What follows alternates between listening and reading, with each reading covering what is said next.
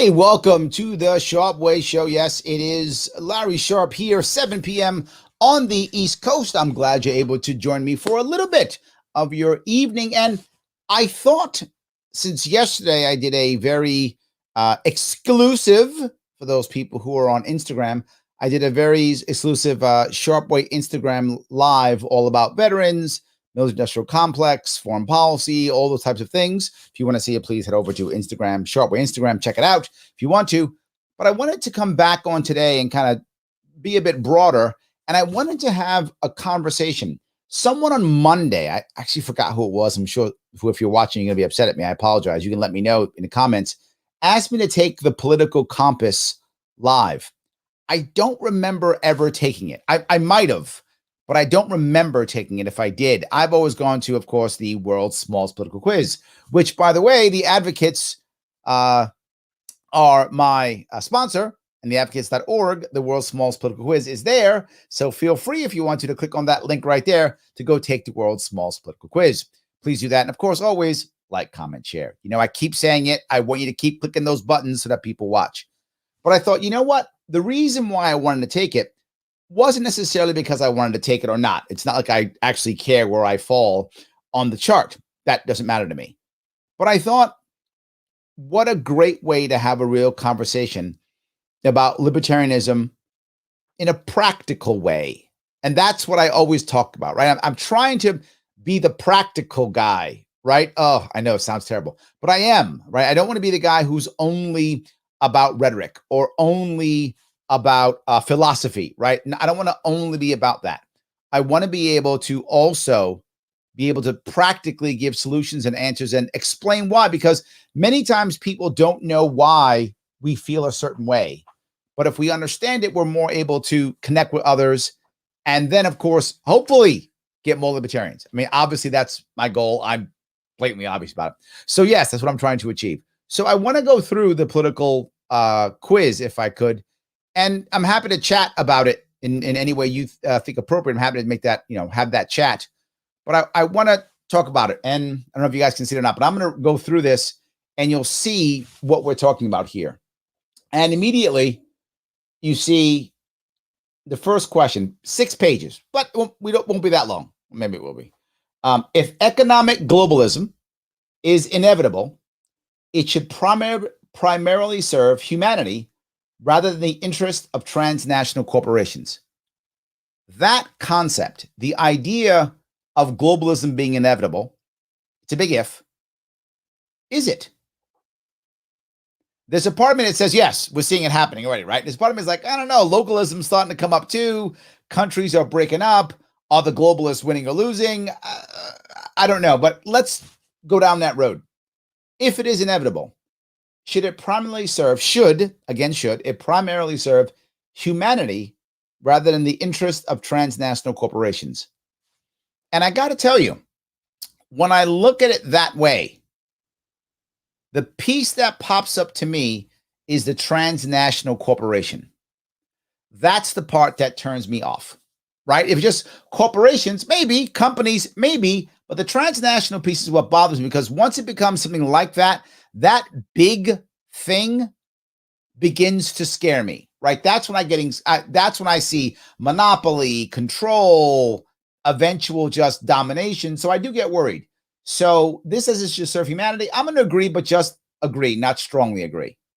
I see where people can go opposite way anyway on that one. Next, I'd always support my country, whether it was right or wrong. Yeah, I don't always support my government. And that's why this is the part that kind of bothers me a bit on this one. The way it's worded, I always support my country. I do care about my country. And lots of libertarians I know don't, but I do. I don't support my government. If it said government, I'm like, strongly disagree, right? If it's government, strongly disagree. But it doesn't say government, it says country. So now I'm torn. I do think America is great. It could always be better. I am happy that I'm born here. I'm happy that I'm American. I do support my country, I mean the people in the country. But I don't support my government hardly ever. It's rare I support my government. So this is where I'm a bit torn on this one. If this was government, I immediately go to strongly disagree. But it's country. So I kind of move towards agree because I do want America to be great. I do want America to be strong. I do want America to, I think America can be a bulwark. I think America can be that shining hill, the shining city on a hill. I think it can be. So I guess I'm going a little bit on libertarian maybe, but I agree because it says country, not government. Is that making sense? I mean, maybe some of you guys would be mad at me right now. I'm not really sure. So Logan says the political compass memes are great. Thank you for that. I appreciate that. Myron says, yo, Larry, I predict very low center left. Okay, let's see. That's maybe where I'll go. I don't remember taking this test before, so I don't remember. That seems like a false dichotomy. See, Bill, you're right. A lot of these questions are that way. So that's why I'm talking this out so you understand where my head is, right? What I'm thinking, right? That's why I'm talking it out, Bill, so you see where my head is. James says, globalism equals tyranny. That is exactly my worry, James. You read my mind. Yes. Yeah. That big thing is worse than big government. Yes, absolutely. The Shamrock says, I love sharing the political compass test. Great topic. No surprise where I aligned. There we go. I read oligarchy. See, me too. Okay, it's not just me. All right, you guys are on the same page as me. I read oligarchy when I see transnational companies. That's why I get scared, Sam. You and I, simpatico. I was thinking the same thing. All right, let me walk down with it. No one chooses the country of their birth, so it's foolish to be proud of it. Man, they are pushing my nationalism buttons, aren't they? The first part's true. No one chooses your country of birth. That's accurate. However, once you're an adult, with the exception, if we're talking America at least, right, there are certain areas where that's not true. But in the case of America, in many cases, most of us, not all again, we do have an option to not be American. Not all of us have that, but many of us do. We have an option. I mean, I could have moved to Greece with my wife's family. I could have gone back to Germany with my mother's family. I could pack up myself and move to Canada. I live in Japan. I could have stayed there. I mean, there were options for me to do that. Again, not everyone has those options. I'm not saying you don't like your country, move. I'm not saying that. But I'm saying many people could leave, and many people do leave, right? I live in a city where 1/3 of the people in my city aren't born in the country. So people do leave their countries. But is it foolish to be proud of it? I think no. Is it helpful? Maybe. It depends. If pride in your country makes you a better local citizen, if pride in your country makes you a better person, then why would it be foolish, right? Wouldn't, I mean, tell me if I'm wrong here, guys. If pride in anything in theory, but in this case, country, if pride in your country makes you a better person, is that foolish? I mean, in theory, pride in being, now I'm born in Manhattan. I'm a native New Yorker. Does that pride make me a better person? Meaning, not meaning, am I better because I'm born there? I should clarify that. I mean, am I better because I believe that I have to act a certain way, so I act better. So my actual personality is better because of the pride that I have. I can't, these guys are tearing me up. You guys are messing with me. And look, I'm a Marine, so I've got nationalism and pride in me. I just do. There's no way of me getting around that. So I think that part's coming out now. No one chooses their country of birth. True. So it's foolish to be proud of it. No, I'm going to go with disagree. Some of you are going to be mad at me. I know. But I'm going there anyway. Our race has many superior qualities. Our race. See that? It's me and you, John. It's our race. Okay. Has many superior qualities compared with other races. Strongly disagree. I mean, no. People are people. Strongly disagree. That was easy. The enemy of my enemy is my friend. That's often true. Not always, but it's often true, right? I think that can work. We can make enemies friends. We can. It's possible. I'm going to go with agree on that one. Let me grab some more comments because some people, you guys, keep going. Yes. Phil says government and country aren't the same thing. Yes, Phil. And that was my point, right? So you read that too, right? Now that our government is a corporate oligarchy. Yes, absolutely. I agree. Yeah. Ryan says, I want to be free. I can't name 5 things I can't do with no government intervention. Yeah, that's a good point. Yeah, you'd have to work on that. Yeah. John says, I believe these questions are made by someone on the left. It's either option A or B when some answers are a C. Yes, what you're saying. Yeah. That's right. It's either A or B when some answers are a C. That's true. Yes. Phil says, also, America is a pretty good place to live in the bigger picture. I would agree completely, right? I mean, look, there's problems with our country. No question. There's problems with our country. But I'm not moving, right? So I'm not going anywhere. I'm staying right here. I'm not moving to whatever, Japan, Germany, whatever. Nope, right here. I'm not going anywhere. So yes, it makes sense to try and stay and make it better, which could be construed as patriotic. All right, see, so I'm not nuts. Okay, there we go. I'm not nuts. John says, I think the pride you have in where you're from makes you valuable to your community. That's what I'm saying, John. Okay, so all right, I'm not nuts. People, I thought you guys might yell at me for saying that, but no, it's what I actually feel. I think it's very true. If you care about your local community or where you're from or your city or your state, I think you try to fix it. This goes with what Phil's saying, right? If you're not proud of where you're from, why do you want to fix it, right? You just forget it. I don't care about this place. You walk away. But if you have some pride, you want to make it better. I'm with you, John. I'm with you. It's not a bad thing. Change starts at the local level. 100%. Yes, I'm with you. Let me walk down a couple more of these. Military action that defies international law is sometimes justified. I think, yeah. And the example here I would give would be Osama bin Laden. The example I would give is sometimes maybe our revolution, right? Our revolution, I'm sure if by whatever the international standards were of 1776, I'm sure that broke the law.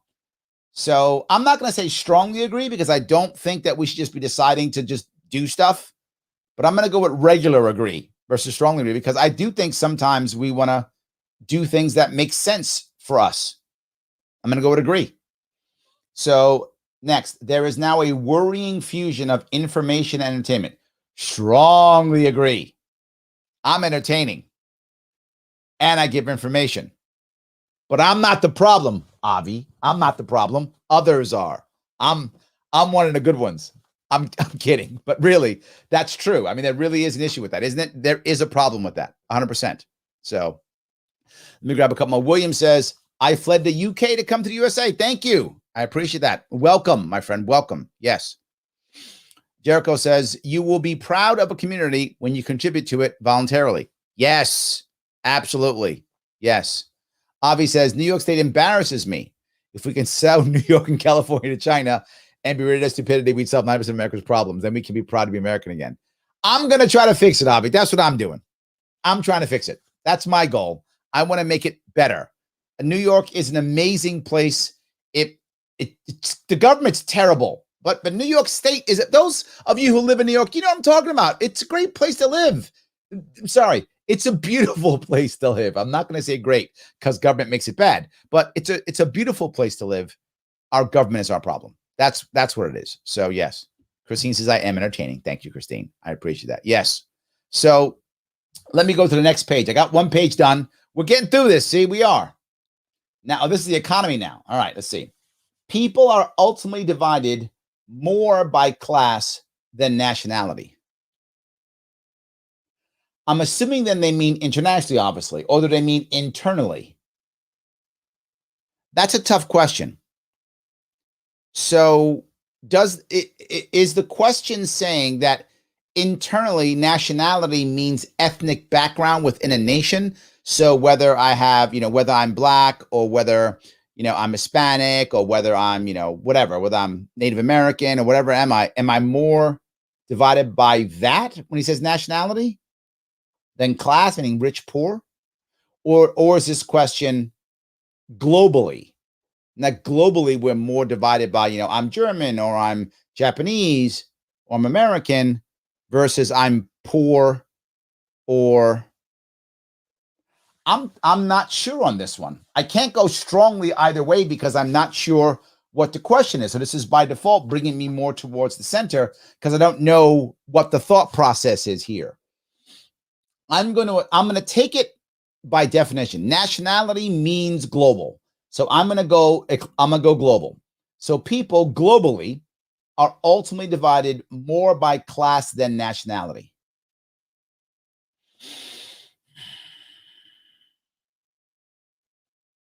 I'm going to go globally on this one. And globally, I would disagree. I think people are more divided by their nationality globally than they are, right? I think, for example, I'll say like India. Does a poor person in India,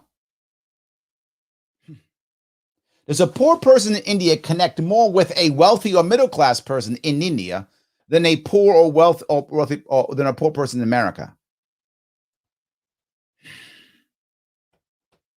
Internationally, I have disagreed, don't I? It has to be more by nationality. But I think some of you, I'm seeing what you're saying here.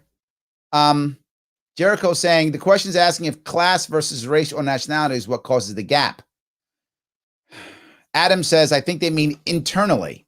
Internally, I think class more than ethnicity. I think that's true in America. Globally, I don't think that's true, but then they use the word nationality versus ethnic background or race. If they would have said ethnic background, then I get it, right? Then I would get it. In that case, I think we are divided more by class than by nationality in America. I do believe that. I know there's been a lot of race stuff going on recently that's kind of been pulling us apart racially. That part's true, but that's a very recent now political thing. I think if you look at Americans in general, we are much more united or divided based upon class than based upon ethnic background. I mean, poor Italians hang out with poor Mexicans, right? Who hang out with poor black people. I mean, we all hang out together if we're poor, or if we're middle class, or if we're wealthy. I think they all hang out together. I'm torn on this one. You guys think it's internal. All right, I'm going to follow you. You guys think it's internal, so I'm going to go internal. And if I go internal, I'm going to agree. But I'm not going to go strongly agree. I'm just going to go agree.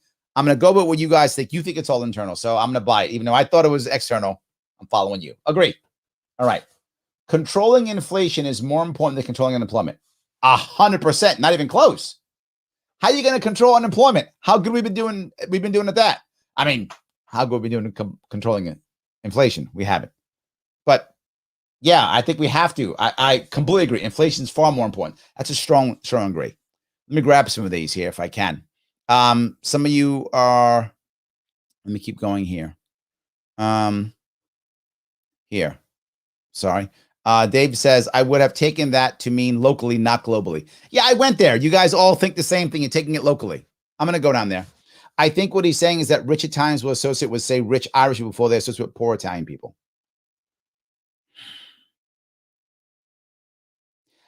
Dixie, I think if you're saying meaning actual Italians, meaning people who are born in Italy versus Italian Americans, right? There is my worry back and forth, right? There is my worry.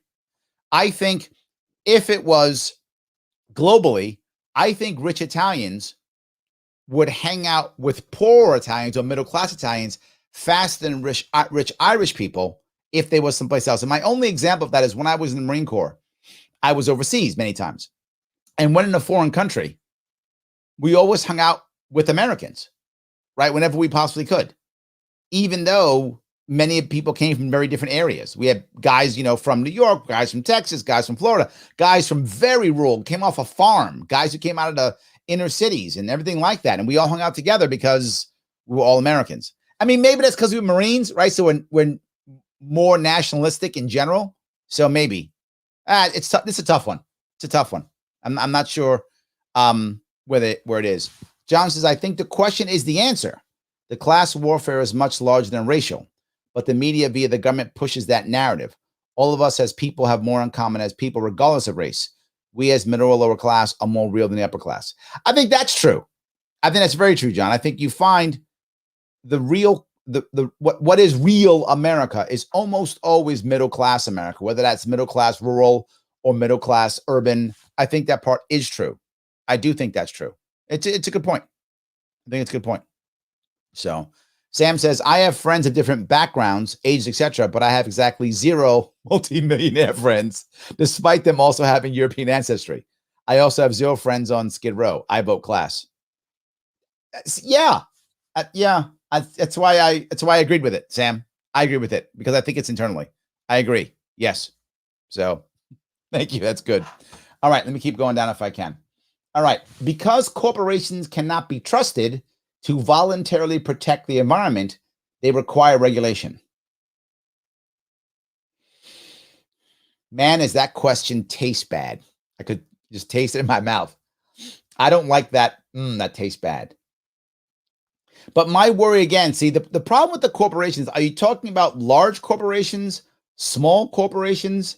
My assumption is when they say, when it's small, they always use the phrase company. Does a small company require regulations for the environment? Hardly at all. I mean, here or there, maybe, but hardly at all.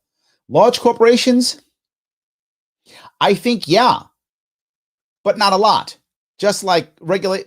See, I don't know if it's regulations or is it law, right? It could just be law because fraud should be a crime, right? You're lying to people, right? That's a crime. You're doing things you're doing things you're not saying. Man, it's a tough one. Is it law or is it as long if there's laws that would protect people who are harmed, right? Then that's all you would require, right? You'd want to make sure that if someone makes a mistake or does something or some corporation hurts, that there is punishment, but not for the corporation necessarily, for the actual officers who've made the error. If those remember when I was running for office, I talked about the idea of you want to deal with environmental issues, create an EVU, an environmental victims unit, which means find out who are the actual victims and who are the people who are hurt, and then make that right. That's what matters more than just let's have some company pay a fine to the government that it can now piss away in debt. Instead, actually finding people who are hurt and having the individuals make it right.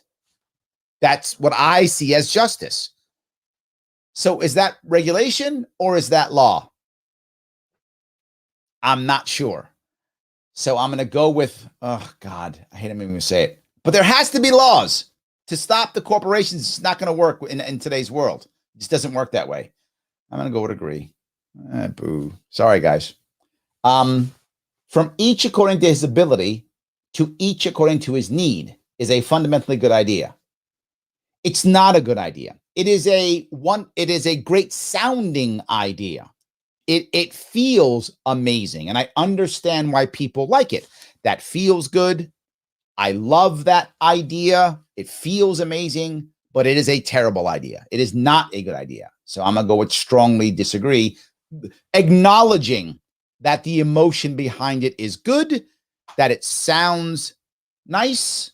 I like that, but that's not what I want us to do. I don't want it to be that way. I want us to help people, not because we decide and we want to, not because someone announces need. And that's what happens here. What happens if you do this is people announce need. So someone says, well, I have 6 kids, so I need more. So give me more. Oh, and I'm overweight, so I can't work as hard physically. So I can only do a job that is this kind of job. Oh, this guy, you're in good shape. You need to work harder than me physically, and I'll work better with, from the back mentally. But what if I'm smarter or not smart? Or who decides that? It becomes a disaster. It, again, feels good. We have to care, but it's just a bad idea in general. Let me grab a couple more of these. Paula says, I don't trust the regulators regulating the corporations. I know, Paula. Do you have like a different dog on your picture like every time? It's amazing, Paula. I love that. Yeah, I know. I know. What do you mean to say, Paula? I know, but we can't. Do you think I don't trust the large corporation either? Like, I don't trust, they're all oligarchs, right? One's a government oligarch, one's a corporate oligarch. I don't trust either of them. So now I'm stuck with having until we have enough Davids to fight Goliath, which is what I want. I want a bunch of Davids to fight Goliath. Until we have that, we got to have a minor Goliath, I guess. Or Goliath killer or something. Yeah. Phil says, I agree with that. You and I had this exact conversation at a picnic table last summer. There we go. This is what I do in the DEC. Oh, Phil, I remember. Yes, absolutely. There needs to be incentive for corporations to not pollute. See, there we go. See, so Paul, he's on my side. I got somebody on my side, Paul. Paul that's like me today. But yeah, exactly, Phil. There's got to be some way to get the and I'm not going to even say corporations. My problem, Phil, and you work with the DEC, you know what I'm talking about. If it's only the corporation that pays, the corporation, not the individual, then the corporation just decides if it makes financial sense to do so. And they decide to accept the government as their partner in doing business. So they go, you know what? If I do these bad things, the government's going to make me pay a fee of whatever, $10 million, whatever is the fee, assuming that they even pay the fee. If they're going to pay the fee, they're going to negotiate the fee even down even more. But then they go, okay, fine. So I'll do this thing and I'll make sure I bring in at least 50 million. So it's worth me, giving the government its cut of 10. And I want to avoid that too. I want the individuals to have to pay a price personally who make those bad decisions. And I think there we go, Phil. That's where I think we're headed. Thank you for that, Phil. I appreciate that. I remember that. Thank you. So, Elastic Giraffe says the framing of these questions is so geared towards political normies. Well done, Mr. Giraffe. Well done. Yes, it is political normies. People who think the way we think and dig down, it creates dilemmas. It creates problems. And then are we thinking perfect world or are we thinking what is realistic today, right? What's realistic today is not always the same as what I would like in my perfect world at all. Yes, absolutely. So the 14th Amendment, Sandra says, needs to be amended, taking personhood away from corporations. Ooh, it's an interesting way of dealing with it, Sandra. I like that idea. I'm on board with that. I like that idea. Interesting way of doing it. I'm in. Corporations should not be people. I completely agree. That is a terrible idea. They should not be people. People are people. Corporations are ones and zeros on a machine or a piece of paper in someone's book. They're not people. Larry, do you think fraud violates an app? I do. And I say that because, it isn't violence. I think it's not violence. I don't want to say it is, but it causes harm, right? There's a difference between making a mistake and fraud, right? Screwing up and fraud. If I say, hey, Jimmy, give me $300 and I promise I will be your driver next week. And you go, great, Larry, thanks. So you don't bother buying a car because I'm going to be your driver next week. You give me $300. Thanks. And you don't worry about having an Uber account. And you make a bunch of promises to meet a bunch of people next week because Larry's going to be your driver. You can give me $300. Thanks, Jimmy, I'm in. And I knew the whole time that I was never going to be your driver. I took that $300 and I went off and I decided, what, $300 will get me a bunch of, I don't know, McDonald's hamburgers. And I buy hundreds of McDonald's hamburgers with that. And I give it to my friends because I'm Mr. Cool Hamburger Guy and I eat the rest. So I just spent your $300 at McDonald's. And I'm not showing up to drive you around at all. That was all a lie. That's fraud. I've done you harm. I've done you damage. You might lose friendships. You might lose all types of things. Now, that vice and that. Now, what about the reverse? I have every intention of doing so. I drive my car up there and I get in a car accident. And I can't drive because I'm in a hospital. That's not fraud. That's a mistake. That's not a violation. That's a mess up and a screw up. And we should have some way of fixing that because I didn't do what I said. But that's not fraud. So I do think fraud's a violation of an app, and I think fraud's a crime, and we should prosecute it. I'm not okay with fraud at all. If I purposely screwed you over, Jimmy, it's a violation. That should be a crime. If I made a mistake or got in a car accident, it's still bad, and I've got to fix that somehow if I can, but that's not fraud. I hope that's clear. So, Bill says laws really protect non-corporate interests. Yeah, a valid point, Bill. Social pressures are usually better to regulate corporate interests. You're right, and this is why I like the idea of the environmental victims unit because it becomes more personal. Now we look at the individual as bad, or the person is doing something wrong. I think it is better. Adam says, "What about those disabilities?" Adam, I think we have to care about people with disabilities. I'm with you 100%, right? I think we have to, and we should. The issue, though, is that's the reason why to each according to his need feels good. It does feel good. It does sound good. It does. But when we just take care of them, you know what constantly happens? Institutions.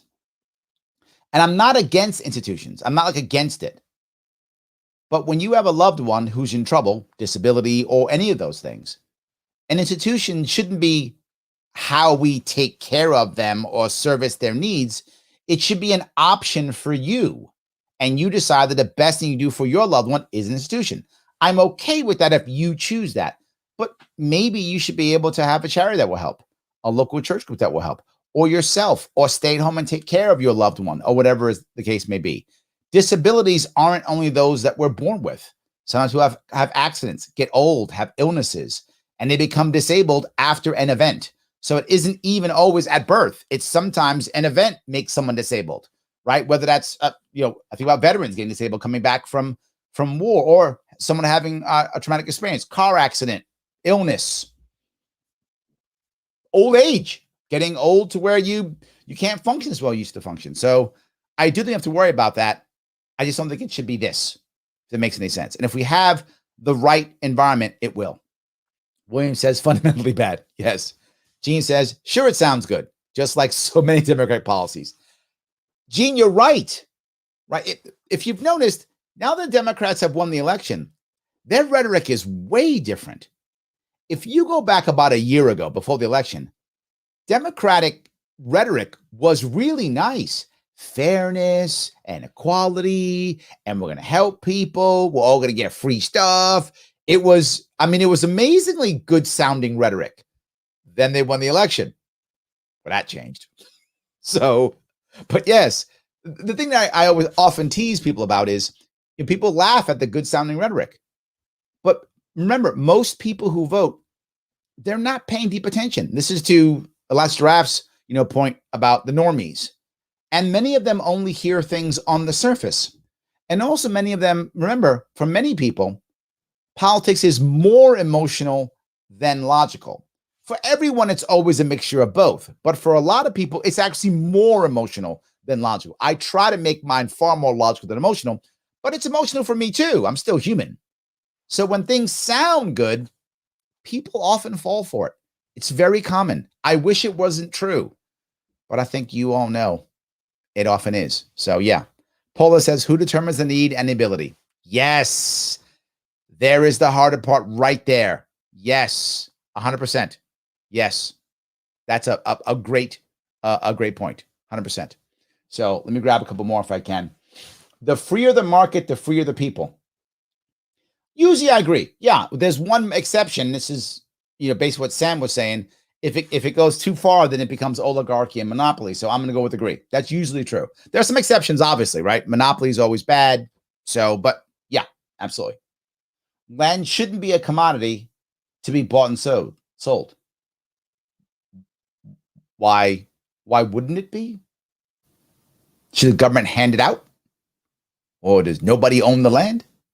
Yeah, I'm not with that one. That's I'm not like that one. That is I strongly disagree. Land shouldn't be a commodity to be bought and sold. I disagree. Well, hold on a minute. It shouldn't be. So yeah, I agree because it should be. Thank you. Okay, yes, I strongly disagree. No, of course we should. What's wrong with buying and selling land? I must have missed something.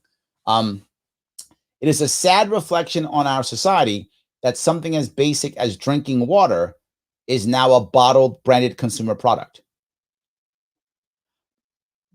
Why is that a bad thing? People can still get water, right? But if people want to buy the cool water in the cool bottle, they can. Is that supposed to be free for everybody? I mean, you can get water pretty cheaply, free in your house, right? You can get water. I mean, I don't think do people not have clean water in America? I mean, look, if you go other countries, there are water issues. That's true, right? But I'm assuming that we're talking internally. And I don't see this as a thing. I strongly disagree. I don't know why that's a bad thing. If people were, dying of thirst or something, then maybe that will be a sad reflection. I don't see any of that being a sad reflection. In fact, the fact that you can buy bottled water is what saved places like Flint, because they were sending bottled water, and companies were sending water when the government screwed up and gave them horrible, free, nasty water.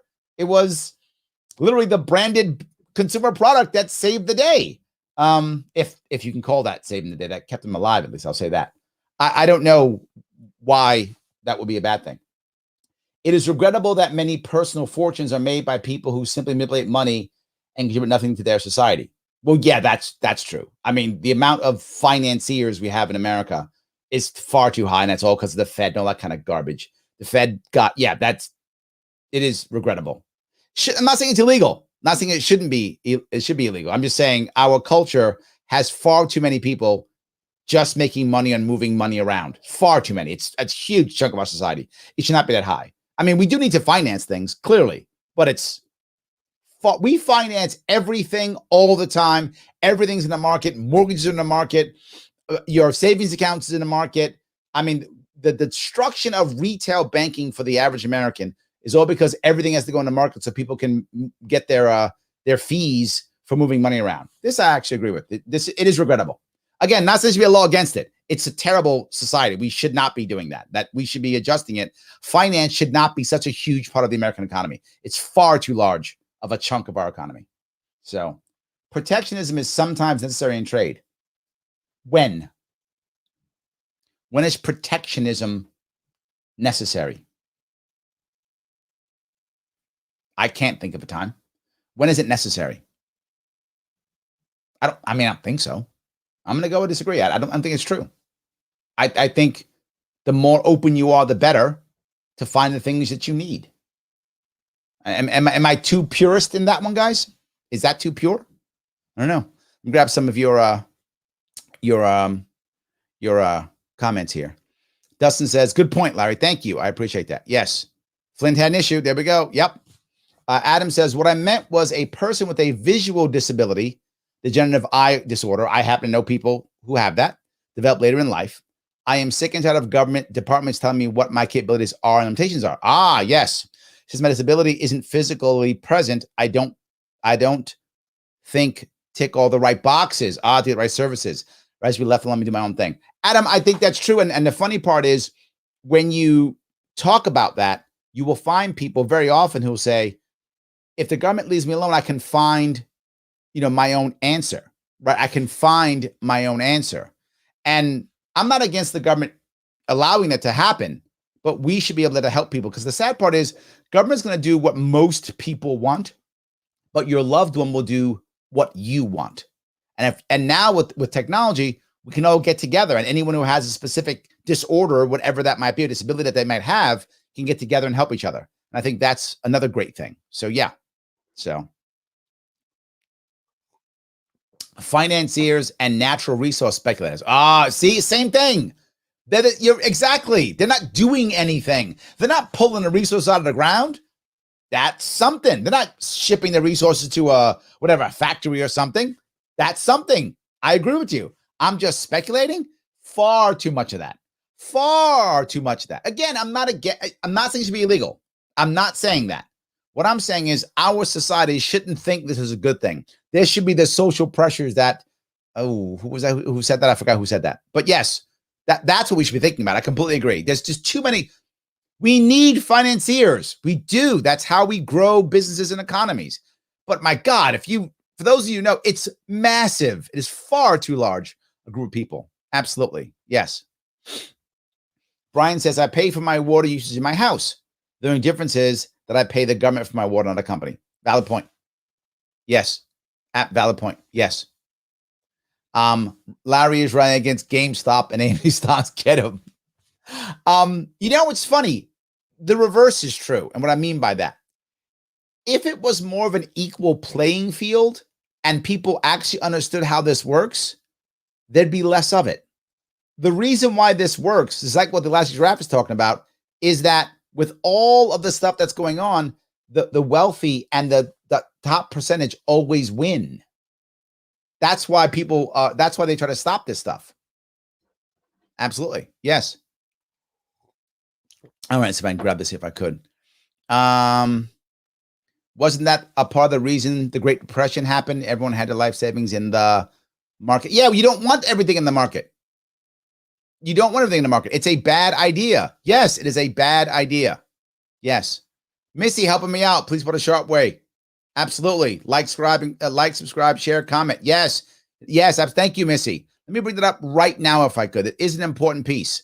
Guys, if you want to help me out, if you like what I'm doing, if you think this is interesting, then a couple things you can do. One, you can take the world's smallest political quiz. I'm taking the long one here for you guys, but you can take the short one. Click this bit.ly link right here. Head on over there. Take the world's smallest political quiz. It's like 2 minutes max, maybe a minute. That's it. Take that test and share it. It's a quiz, I'm sorry, and share it. It makes my sponsors, the advocates, very happy. They like it when you do that, so please help them out. You can help me out by like, commenting, and sharing. And if you want to support what I'm doing, patreon.com/sharpeway. $10 a month, that's all it takes. $10 a month and you're in, you're helping us out.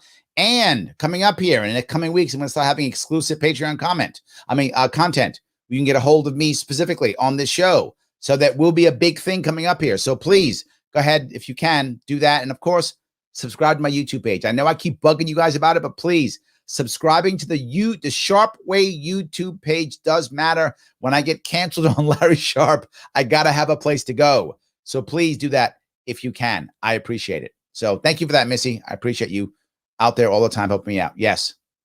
Lunar Eclipse says, Larry, as libertarian, it's not open trade when other nations, especially China, don't play the rules of the game. NAFTA, TPP was never about free, fair trade. Grave mistake when China WTO. A lot of stuff in that. And this is a tough one because this is a long-term answer, right? This is a long-term answer. Short-term, you're totally right. In the long term, though, we've got to be able to open up to where things like NAFTA and TPP don't matter, right? I would like it to be a point where the only thing I would like regulations in international trade to not be about how much something can trade or what can go and what can't go or what taxation it is, but to be simply on what is agreed upon so we can avoid fraud. That type of regulation, I'm in. Right? We're going to regulate so we know a pound is a pound, a dollar is a dollar, whatever, right?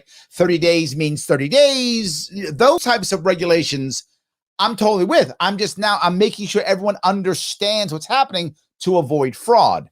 That makes sense to me completely. I would like things like NAFTA and TPP to not be required unless there's some specifics, like with China, we trade in the metric system, and with Taiwan, we trade the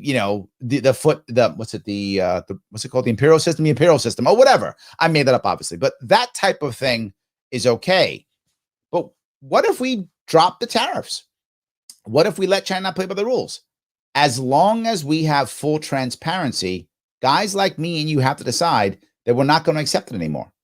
And we're not going to accept companies that work with them anymore. We've done it in the past, right? We've done it in the past. We decided we're not going to work with certain companies. We have.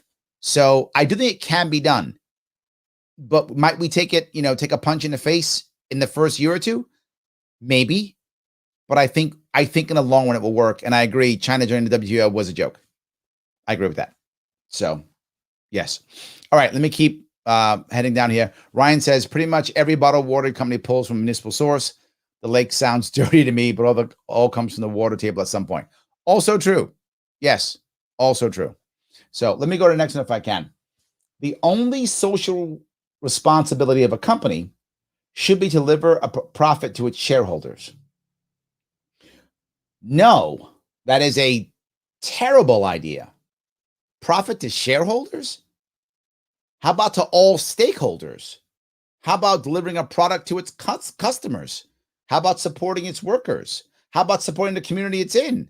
If it's a social responsibility, it should be to all stakeholders, not only shareholders. How about to its leadership? How about paying good salary to its managers? How about, all the things? How about taking care of its vendors? All those things. There are so many things that a company should do. A company gets protections by the government for so many things, right? That I, as an individual, don't get. The company gets to do almost anything at once with very little punishment. So yeah, it should do lots of things, not just give profit to its shareholders. It should do all types of things, particularly help out its customers. Its number one responsibility should be to keep its customers happy. Or is that not social responsibility? I think it's right. You don't want to lie to your customers. Shouldn't that be the number one thing that's good to its customers? I don't know. Am I off on this one, guys? I feel like, and I think, see, they're trying to set me up though. This is that A, B, and the answer C thing you were talking about. Yeah, I think that's what it is right here.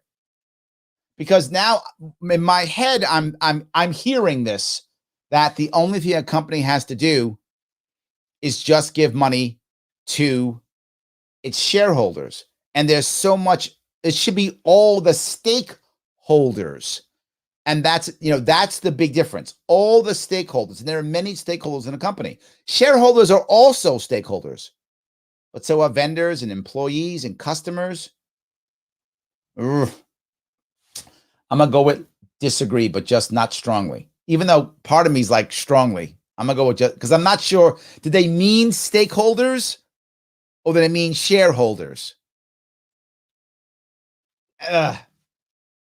I'm going to go with disagree because I think they meant shareholders. If they meant stakeholders, I agree, right? But they said shareholders, so I think they mean only the investors. And the company can do a whole lot more than just support investors. It should support investors, but not that, right? There's more to that. I'm not sure that's true. So Sam says, good call on shareholder for stakeholders. Yeah, right? Stakeholders matter. Shareholders, they're just one group. Ryan, I've witnessed Poland Springs trucks in Saco, Maine pull up to a would-be fire hydrant and fill up. Wow. All right, then. I love that one. Adam says, I think they mean the only legal obligation the company has to their shareholders. See, but they said social, Adam, right? If it was legal, I'm not sure I'd buy legal either, to tell you the truth. I'm not sure I'd buy legal, right? If the government is protecting you, and it usually does, from liability and all types of things, isn't there something else that you want to deal with? I don't know. Legally, they're not bound by rules of customer service, even though it's a good idea. That's true legally. That's why they said socially. That was my point. Socially, right? Legally, you're right. They're not bound. Legally, they can be bad at customer service legally. You're right. I'm saying socially. If I'm going into that store and I'm giving them my money socially, shouldn't they be good to me? Should they at least listen to me? I mean, the market will hopefully choose unless the government makes them a monopoly, which is what happens in many places where, there's only one Walmart. And if the Walmart sucks, you're just screwed because there's nothing else there. It's a tough one. I see where you're going, Adam, but they said socially. So I'm going to read it as socially when I answer that question. Maybe I'm off here. So we'll see. Rhetoric says, I wish more companies had profit sharing and share provisions for employees. Yeah, it'd be nice. At a glance, it seems ludicrous to me that employees don't always get bonuses of some sort for good performance. I agree. It would be a good idea. And I think socially, they probably should. You should also support or give them a high salary. You should. It's social, and that's my point. Legally, you're not required. But socially, yeah, you should, right? I mean, that was the question. Socially. And they said should. Socially and should. Not legally and must. Socially and should. They should. So I'm okay with it. They should. But I'm not saying they have to. The market's going to beat them up anyway. So, yeah. Dixie says, ultimately, if there's no customer, there's no stakeholder there, is no shareholder, so a company's primary focus should be on keeping the customer happy. Yes, Dixie, I'm with you, 100%. So they can continue to make a profit and therefore make shareholders happy and stockholders happy. Bingo. Yes, absolutely. Christine, by the way, says, Marriott's a good company for profit sharing. There we go. I like that. I like that. Very nice. Good. All right. The next one. The rich are too highly taxed. The rich don't pay that much. I mean, they pay a lot of tax, but by percentage, most wealthy people pay less percentage than most middle class people. So are they talking about percentage tax or dollars? The rich pay most of the taxes in overall dollars. That's true. But by percentage, they actually pay less by percentage. And corporations pay far less, but again, by percentage. So is this percentage or is this, again, tough? If you're telling me percentage, I totally disagree. they're paying less by percentage than most people are. If you're talking about overall, the rich pay the vast majority of the overall tax burden. So I can't go strongly either way because I don't know which one they're talking about. I have to assume percentage because that's what I think they're saying. Like your tax rate is too high. The rich are not paying high by percentage at all. I'm gonna go with disagree. Oh my God, am I becoming a communist? I don't know. I feel like I'm a communist here, but no, I think they're not taxed too high. They're not paying by percentage. They're paying less than others. So, and their companies are paying even less. I don't know. Those with the ability to pay should have access to higher standards of medical care. Should. No, they shouldn't. Of course not. And if we do it right, then we can have a system, which I've talked about more than once, to where everyone can have access to high standards of medical care. It can absolutely be done. And I talked about it before many times. You can create a system. You can't have a government system this way, basically, almost never. It's got to be a free market system to where competition brings the prices down. And how we know this. So some of you might think I'm crazy on this one, but I want you to think about something. Think about medical that is non-essential next to medical that is essential, meaning things like LASIK eye surgery, cosmetic dentistry, body enhancements, things like that. In all of those systems where the government is not forcing, where the market is there, where there's no certificates of needs, no crazy licensures, just the customer decides. In every single case, price has gone down, service has gone up, and accessibility has been improved. In every case. LASIK eye surgery, when I was young, when it was first coming out, they used to charge you per eye because it was so expensive. You would get one eye at a time because you couldn't afford both eyes. It was too expensive. That's real. If you're old enough, you remember that. It was one eye at a time. Now, and then you're out. People get LASIK eye surgery all the time. Cosmetic dentistry, that used to only be for like the actors, right? And the people on TV and such. Nobody else got cosmetic dentistry. Now people get it all the time.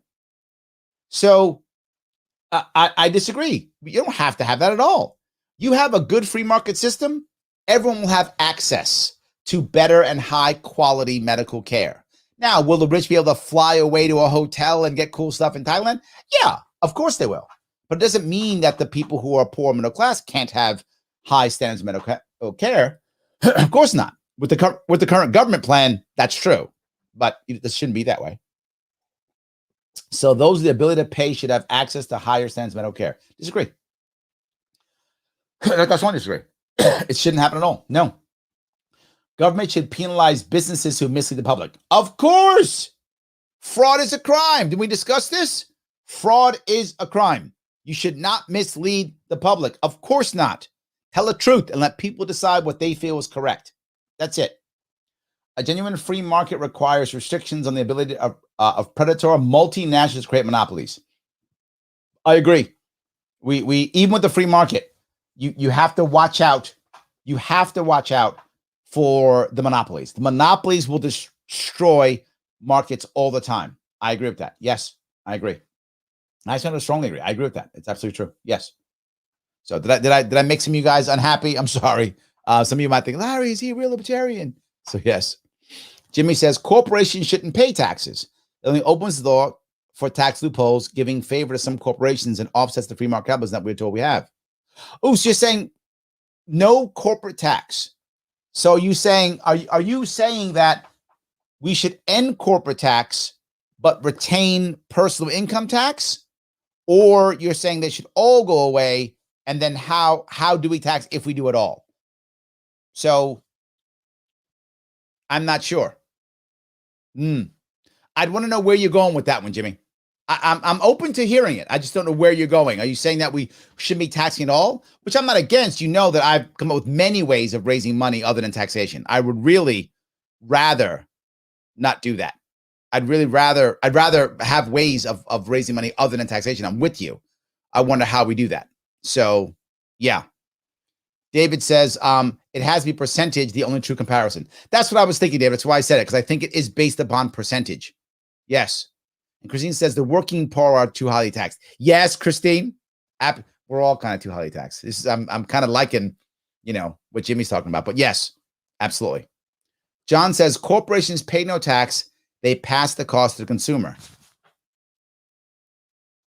John, I think you and Jimmy are on the same page, aren't you? So you're saying why bother charging the corporation tax because the consumer is paying it anywhere?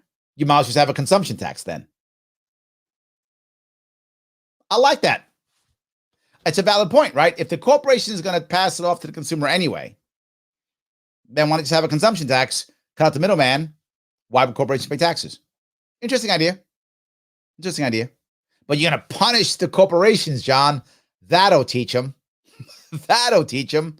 Absolutely. I'm teasing. Yes. Adam says flat tax, simple solution. 100% agree.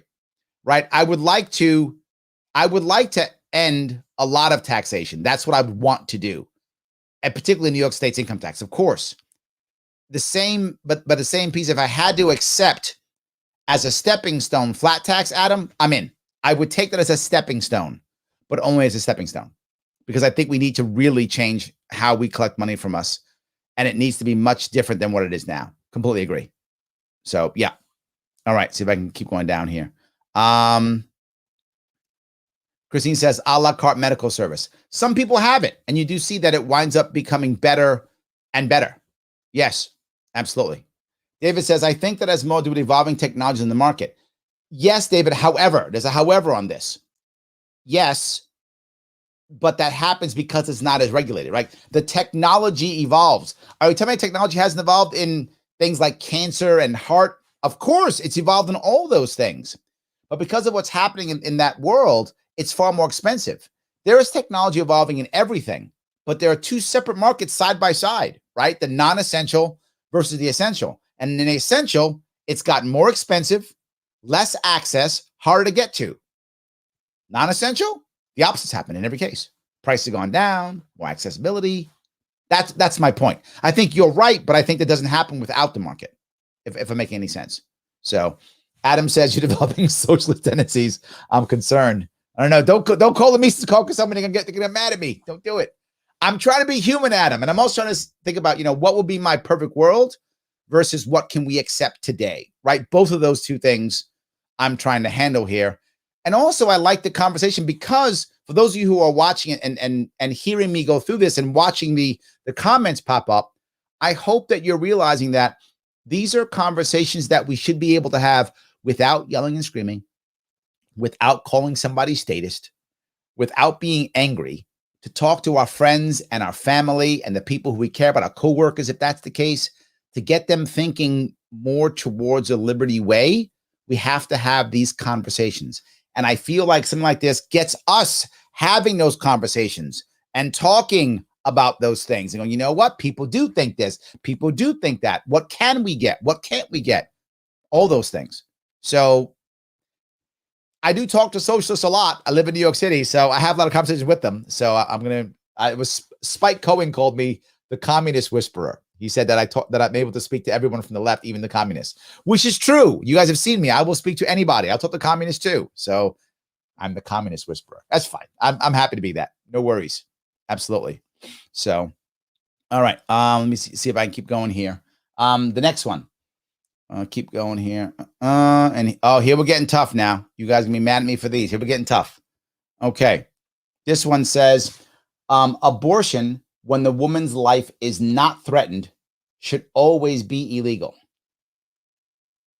You guys know I struggle with this because I'm very much anti-abortion.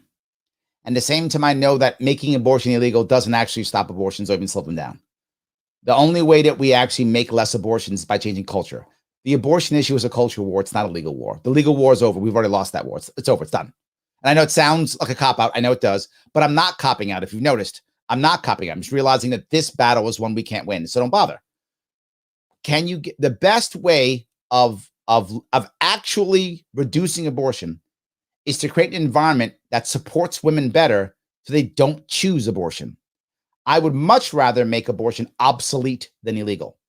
And the best ways of women to say, you know what? No, I'm not getting an abortion. And here's the reasons why. And we're able to support them enough to where they don't do it. They make that choice. I don't want to even try to control a woman's body. It's the wrong answer. It doesn't taste good to me at all. It sounds horribly authoritarian. I'd rather have the cultural issue to where women make that decision on their own to say, you know what, I'm not going there. I'm going to go with adoption, or I'm going to go with surrogacy, or I'm going to be able to have enough openness with contraception to where I don't get pregnant in the first place, or that the women feel so supported. They go, you know what, I don't care. I'll have the baby. I want to have the baby. I'd rather just have the baby and keep the baby. I would like women to make those decisions better. And we can't do that if we make abortion illegal.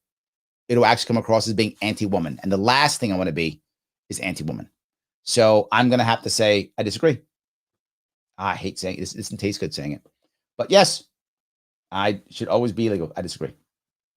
All authority should be questioned. Yes, and yes. Strongly agree. 100% agree. An eye for an eye and a tooth for a tooth. Disagree. No. An eye for an eye, a tooth for a tooth is a terrible idea. This is what Gandhi said. An eye for an eye and we all go blind. I don't want to be the focus of any justice system should not be on punishment. It doesn't mean we shouldn't punish, but the focus should not be. It is sadly now, but it should not be on punishment. It should be on making things right and rehabilitation. An example I give all the time. Some of you have heard this one before, but it's still good. So I don't know, David, somebody comes in and robs your house. Adam's a bad guy. So Adam comes in, teasing you, Adam. Adam comes in and robs your house. And he goes and robs your house, David, and he takes out, $1,000 worth of stuff, and he goes off and spends it all. I spent mine on hamburgers, right? So he's gonna go spend all the money that I stole. I spent on hamburgers. The money that Adam steals, he spends on beer. So he has a crazy beer party and drops $1,000 on beer he stole from your house. So you call the cops. Cops come by. They find Adam because he's drunk next door from his party. They find him. They arrest him. So they arrest him. So great. Do you get your money back? No, you don't get your money back. He spent it on beer. So no, you don't get your money back. So Adam goes to jail and he spends 2 years in jail. Who pays for him in jail? You do, David. You paid. So you got robbed twice now. Adam robbed you twice. He robbed you once when he came to your house, and a second time when he's in jail. You got robbed twice. So you don't get your money back anyway. So now you try to go to your insurance company and say, hey, I got robbed. And they go, yeah, we got you covered. You lost $1,000. We'll give you $500. And now we're going to raise your rates. Whoa, your rates got raised. Dave, you got robbed 3 times. Adam, you're a bad guy. You robbed David 3 times. That's how it works now. But what will happen? They'll come out and go, justice. Justice was served. How was justice served? Because Adam went to jail for 2 years. Now, one of the reasons why Adam robbed your house and got all that beer was because Adam was feeling like it was impossible to get ahead in life. Adam was feeling like a terrible person. He was feeling like a failure because he couldn't get a job. That's what he was feeling like. So he decided he's going to lash out, go rob some house, get drunk, have a big party with his friends, feel like a big man. That's what he thought. Clearly a bad decision. That's what he did. So now he's 2 years later. He's now 2 years older, has a criminal record. What are the odds of him getting a job? Pretty slim. What has he learned? Well, he spent 2 years in prison. With who? Other criminals. So what has he learned? To be a better criminal. So he comes out, and now he's on public assistance. Who's paying for public assistance? You are, David. You got robbed 4 times. Isn't that amazing? That's justice. You got robbed 4 times. And now Adam, he feels terrible because he can't get a job. He falls right back into his same system. That's our current system. What if it wasn't that? What if our system instead was Adam robs your house? David takes $1,000 worth of stuff, spends it on beer, gets all drunk. The cops catch him. Good. I'm going to grab you, Adam. We're going to catch you. We're going to put you in jail. But part of what's going to happen is we're actually going to help you either get a college degree or a high school diploma or some trades you can work on. Why? Because when you come out, you got to pay David back. You owe him $1,000. So I don't need you in jail for all this time. I need you out soon so you can go back to work and you can start paying David back because you owe him. In fact, it's been a year since you've been in prison. You owe him more than $1,000. We'll throw some interest on top of that. So David gets some money back and Adam gets a chance at a second chance at life. Wouldn't that be a better way of doing things? That, in my view, is actual justice. Actual justice. And maybe Adam has to pay the government back a little bit. Why? Because he was in jail for a year. lower our tax rate on top of it. Now, instead of Adam being on a dole, Adam's making some cash, paying back David, paying back the government. What an amazing system that would be. Nowhere near that. Instead, David, you get robbed 4 times. That's what we are now. So eye for an eye, tooth for a tooth. Terrible idea. Disagree completely. Don't do it. Taxpayers should not be expected to prop up any theaters or museums that cannot survive on a commercial basis. Of course we shouldn't. Why should we be expected to pay? No, look, there are a lot of institutions that can't make money commercially and almost always supported by charities, as they should be. If you care about a museum or a theater and this matters to you, you should support it because you care about it. Please donate, give your money or your time, or get in a phone and dial for dollars, whatever's appropriate. If you care about these things, they matter to you or your community, you absolutely should support them. But taxpayers shouldn't be expected to. Never. That's up to the individuals who care about those institutions, and please support them. Absolutely. So taxpayers should not be expected. Strongly agree. Absolutely. All right. Schools should not make classroom attendance compulsory. I agree completely, right? You shouldn't have to come to school. I know it sounds dumb, but in today's world, it's not required. And COVID has taught us this. It's not required. It doesn't mean you shouldn't, particularly for people who have special needs kids. Special needs is really a world to where it's not a monolith at all.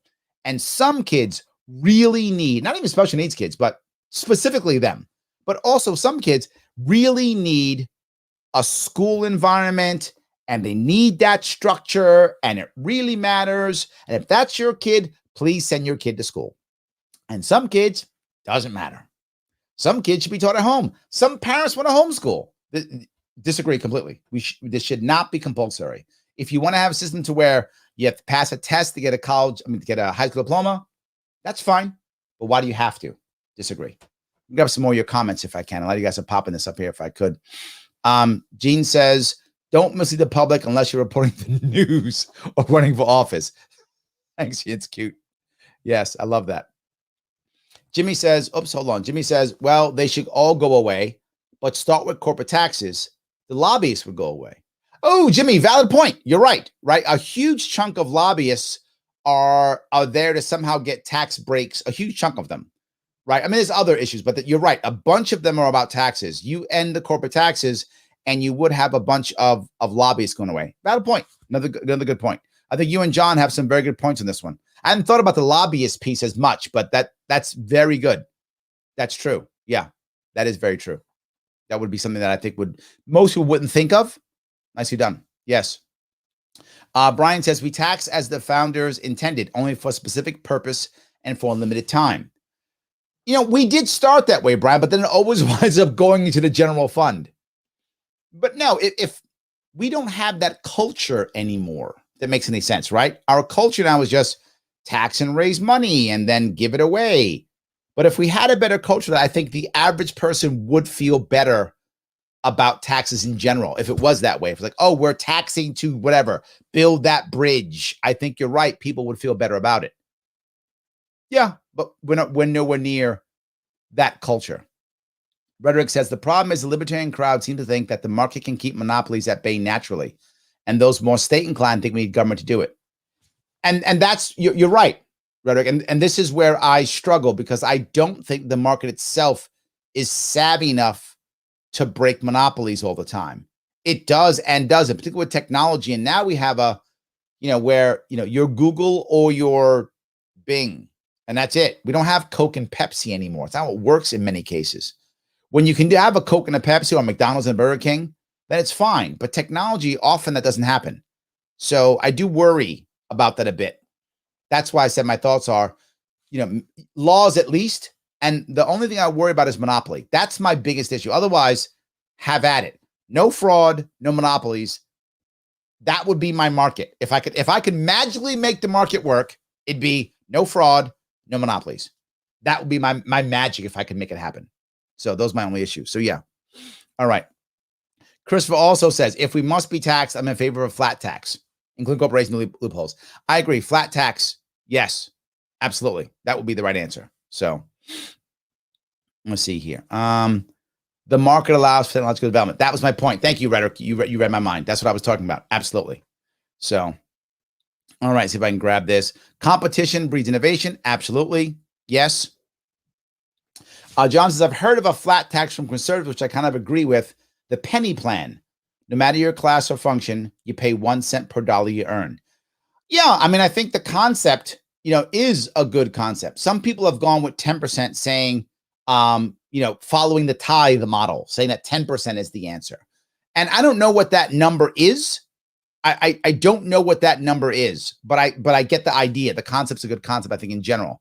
The only issue you have, though, and this is the word that many people have, if you don't have a tax deduction for business, the idea is, well, then businesses won't invest because there's no tax deduction. I'm not buying that, but that's an argument you have. I think businesses will no matter what, invest because they want to grow. But the concept is the government encourages investment by, taking something off in your taxes if it's an investment in your business. And the other thing is, if we don't have a tax break for charity, people won't give to charity. I'm not sure I buy that one either, to be full with you. So, but those are the arguments you'll get. But the arguments are, John, you can't do that. You do flat tax, then no one's going to give to charity. Or you give flat tax, no businesses are going to invest. I don't buy those. But I get that's going to be the arguments that people are going to tell you. So, yes. All right, let's see if I can do that. All right. Let's see if I can grab some of these. Lara, this is a great video. Thank you. I appreciate that. Yes, I love that. So, that's for somebody else. Apologize. You guys talking about Clubhouse? A lot of people love Clubhouse. I'm not a huge, fan of Clubhouse. Yes, but it's okay. Paula says, you are right about abortion, Larry. I hate abortion, but driving it underground does not stop it. You need a cultural and spiritual change to stop abortion. That's where my head is. I know some people don't like it. They want me to be pro-life and just want to ban it, but I'm looking for the long term, right? That's what I'm looking for, the long-term answer. That's what I want. Yes, absolutely. So Adam was going to say I was going to spend it on Big Macs, but I got you drunk instead, Adam. You got all drunk. Absolutely. Yes. Yes. Torrent says, Larry, I just took my political ideological test on multiple websites just a couple of days ago. Really cool you're doing it too. I believe it's good to question my own stances on every issue now and then. I agree. Was it you who told me to take this, Torrance? I forgot. Someone asked me to take this in the 2 days ago, so I decided I'll do it, right? I'm listening to you guys, because you haven't noticed. I do listen to you. So, yes, absolutely. So, all right. Let's see if I can move down that road a little bit. All right. The socialism is flowing through you, Larry. You guys have beat me up. Oh, my God, you beat me up. I love that. Yes. Thanks, Larry. I feel special. I got free meals in jail, too. That's right. We paid for all of that stuff, Adam. Absolutely. Yes. I love that. So, all right. Let me keep moving if I can. School. We did that one already. All people have their rights, but it's better for all of us that different sorts of people should keep to their own kind. It's better. No, it's not. You should be able to. I mean, I would hope you wouldn't. But if you want to, you absolutely can. If you want to hang around the Amish or hang around people of your ethnic background, you can. But it's not better. It's better if we integrate. It's better if we have diversity of thought with unity of purpose. So I disagree that it's better. It is not better. But again, no law. My view, you shouldn't. I'm shooting a lot today, I know.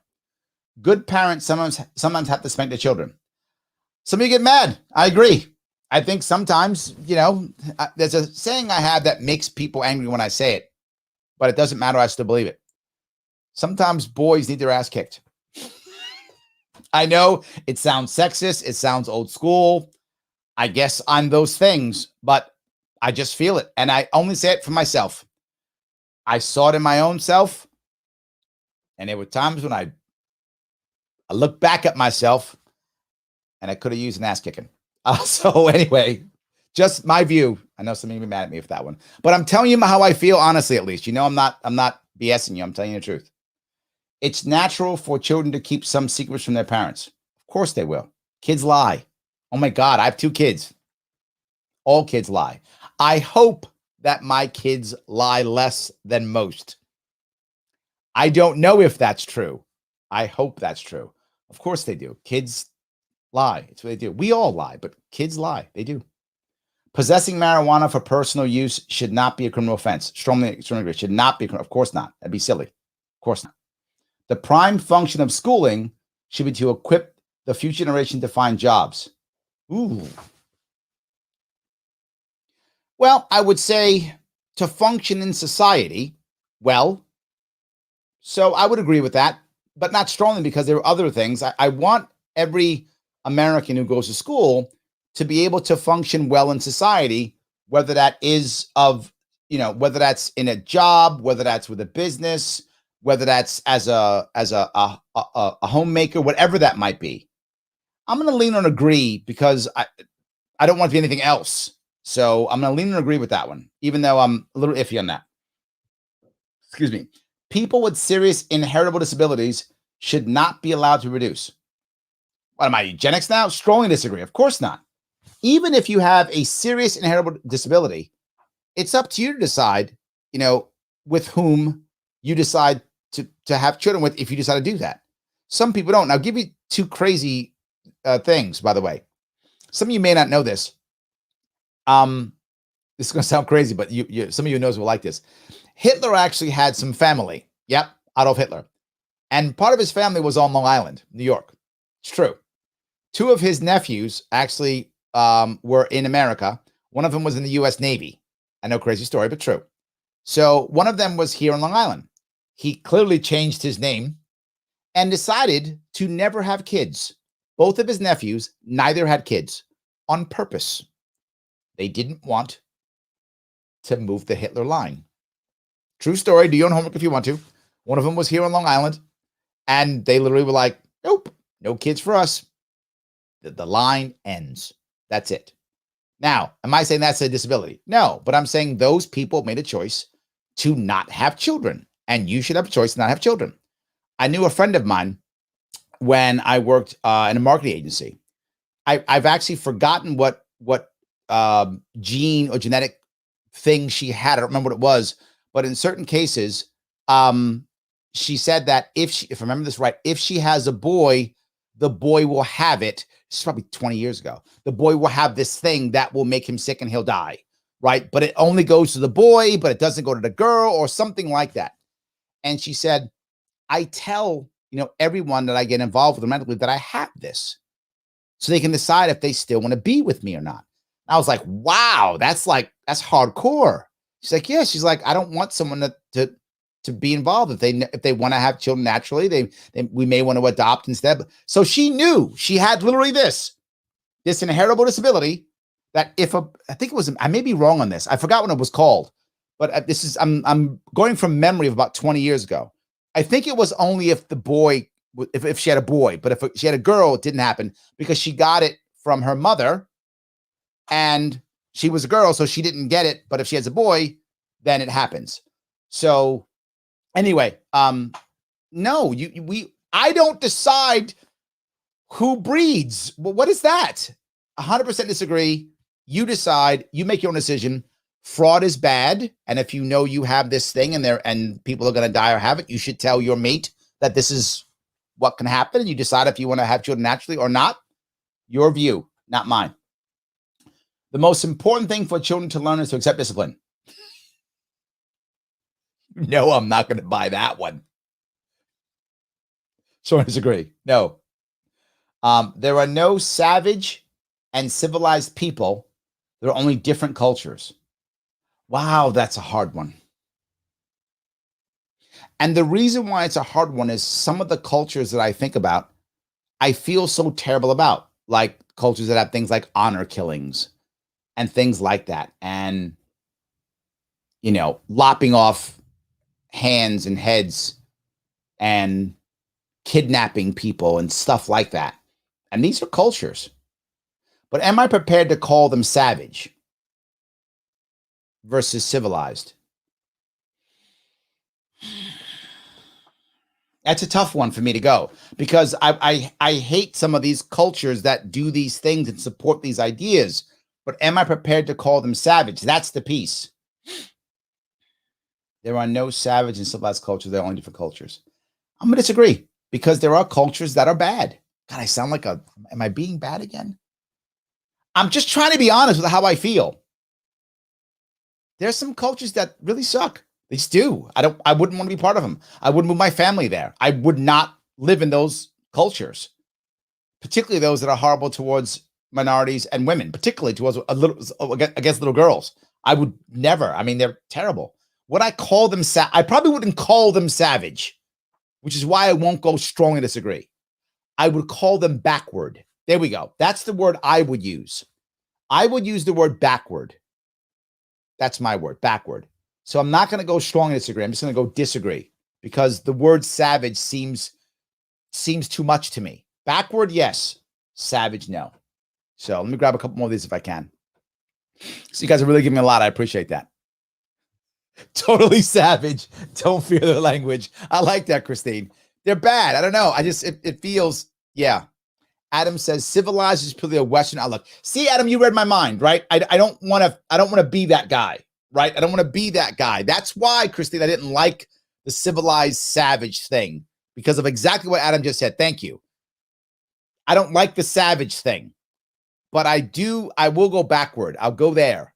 Yes, I'll go there. Don't know, man. Cannibalism sounds pretty savage to me. Yeah, that point taken, Jeff. Point taken. I believe that. Point taken. Yes. Jean says, my daughter-in-law and son decided not to have children because of my daughter-in-law's health. There we go, Jean. That's my point. They should be deciding this, not me, not the government. Of course not. You decide. You decide what's right for you. Absolutely. Yes. So, Hunter syndrome. It might be, Blaze. I actually don't remember. This is 2 decades ago. It could be. I don't remember. But if that's the one where the male gets it, not the female, then it probably is. So yeah, she carried it as the female, and it only goes to males. Females don't get it. So if that's it, then yes, that's what it was. I actually don't remember what it was. So yes.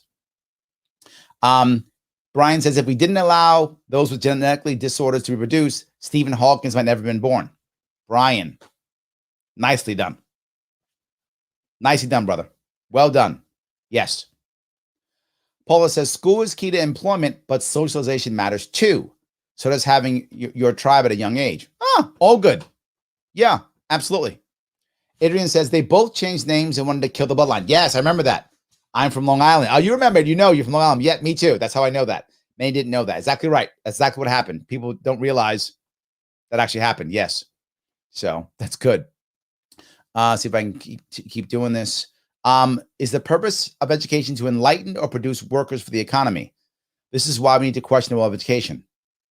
And, that's yeah. I mean, is education, I feel like education at a young level, like elementary school, in my view, has always been just to get people the ability to survive. What's called elementary, right? It's the ability to basic reading and writing, basic civics, understanding, basic things you do, basic history, basic math and English, reading and writing. Like I can function in America, right? Is what I've always thought of as like grades 1 through 6.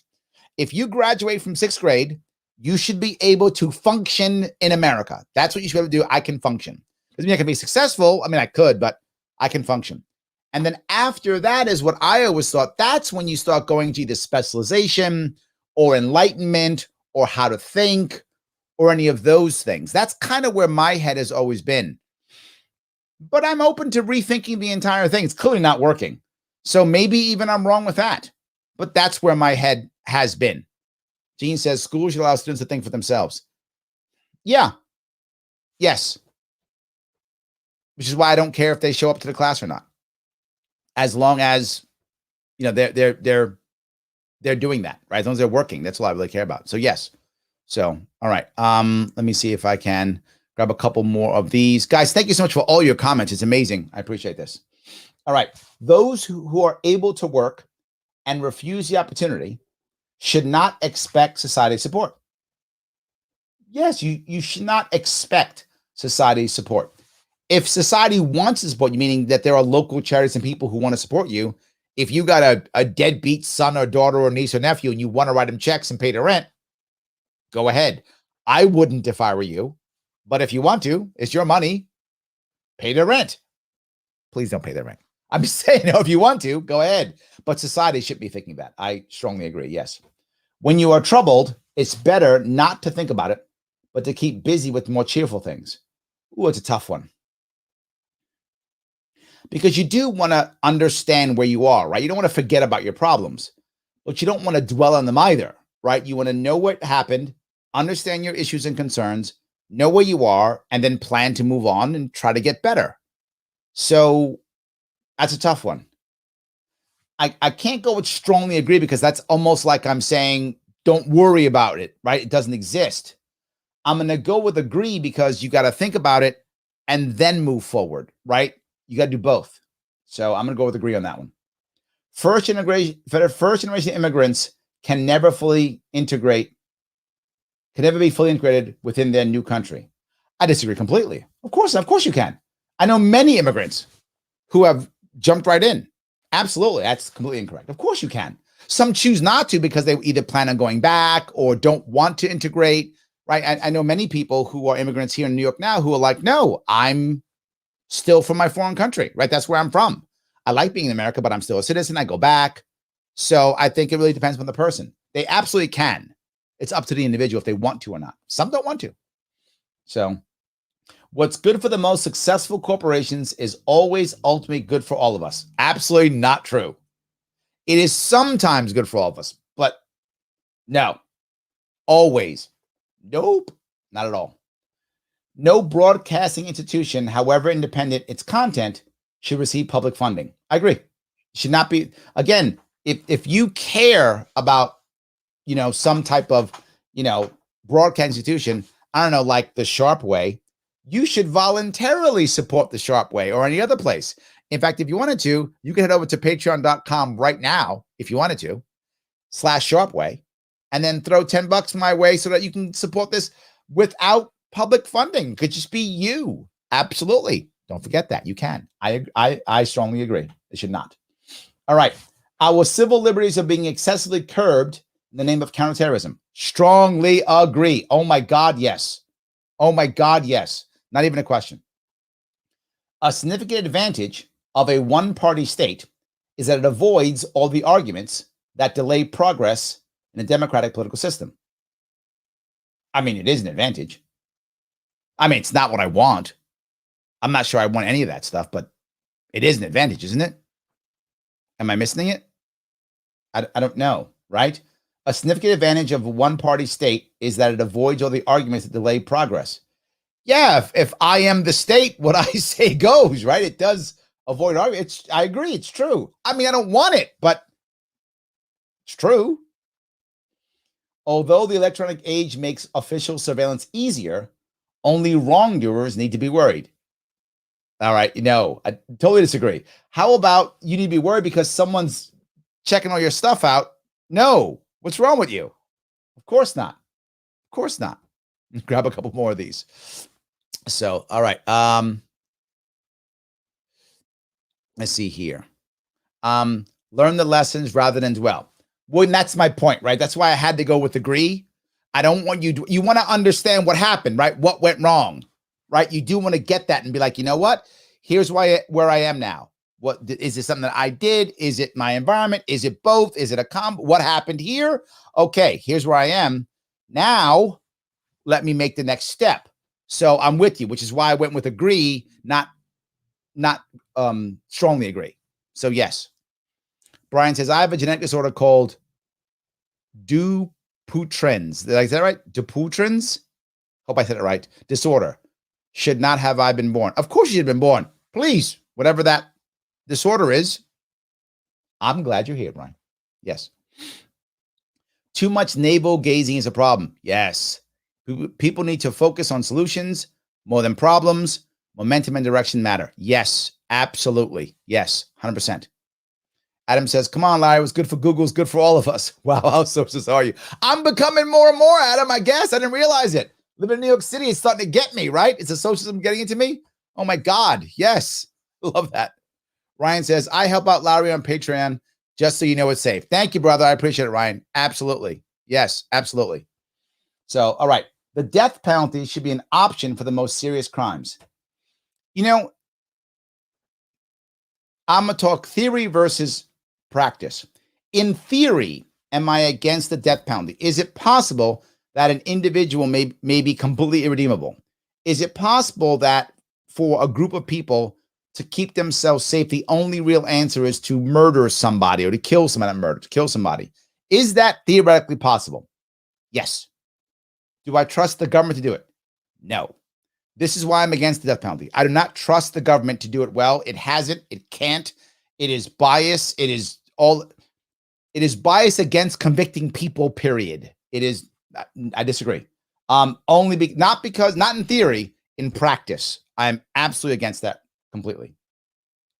In a civilized society, one must always have people above to be obeyed and people below to be commanded. Disagree strongly. No. It's not required. No. The issue is if we do it right, we want to make sure that people are obeying and commanding because people are agreeing to obey and be commanded, right? If you want to listen to what some guy or gal tells you, good for you. Maybe you trust them. Maybe you believe in them. Awesome. No worries. Good for you. But no, you don't have to listen to somebody. Of course not.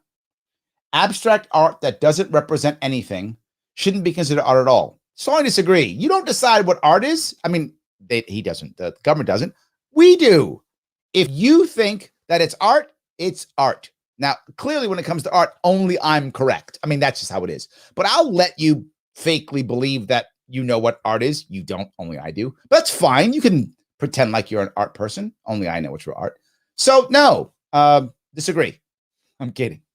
I actually used to work for an art company many years ago. So yes. In criminal justice, punishment should be more important than rehabilitation. I just discussed this. Strongly disagree. Rehabilitation and giving back. That's making things whole. Justice, that should be critical right there. Absolutely. It is a waste of time to try to rehabilitate some criminals. I do agree with that. But are they trying to say, see this? I think it's a trick question. Some people can't be rehabilitated. It's true. Most of them are sociopaths who have been raised with violence. If you're a sociopath raised without violence, the odds are you will not be violent. And if you make an error or a mistake, you can be rehabilitated.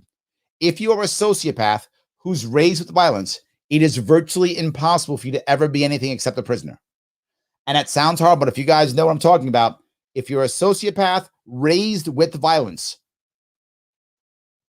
the odds are you're going to be in prison your entire life or dead. One of those two. Well, you still be in prison your entire life, yes, because you'll just die in the streets or die in prison. So yeah, I mean, you're going to prison, and you're probably going to die in prison or on the streets. So that is true, but it just sounds bad. I feel like a bad person saying it. Because I want to believe that everyone should have a second chance. And I would err on the side of everyone having a second chance, because just because whatever 1% of the population is irredeemable, does that mean I punish 99%? Of course not, right? We have to accept that 1% is going to get out sometimes, but let's look at them quickly and get them back in prison. So I have to agree, even though it tastes terrible to agree. Some people should never be out of prison. It's just a fact. Some need to stay there forever. I know it sounds terrible, but it is true. The business person and the manufacturer are more important than the writer and the artist. Of course not.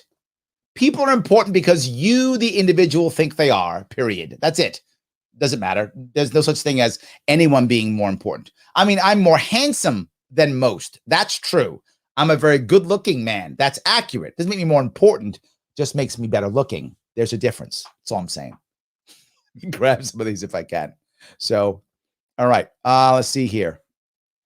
If you make art and nobody appreciates it, is it art? I'm going to give you my opinion on art. I'll give you guys my serious opinion. It's a serious point on what I personally feel art is, and you are under no obligation to accept that that's true.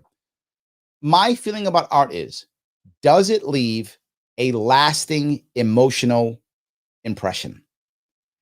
If it doesn't leave a lasting emotional impression, it's not art, in my view. And that's only my view.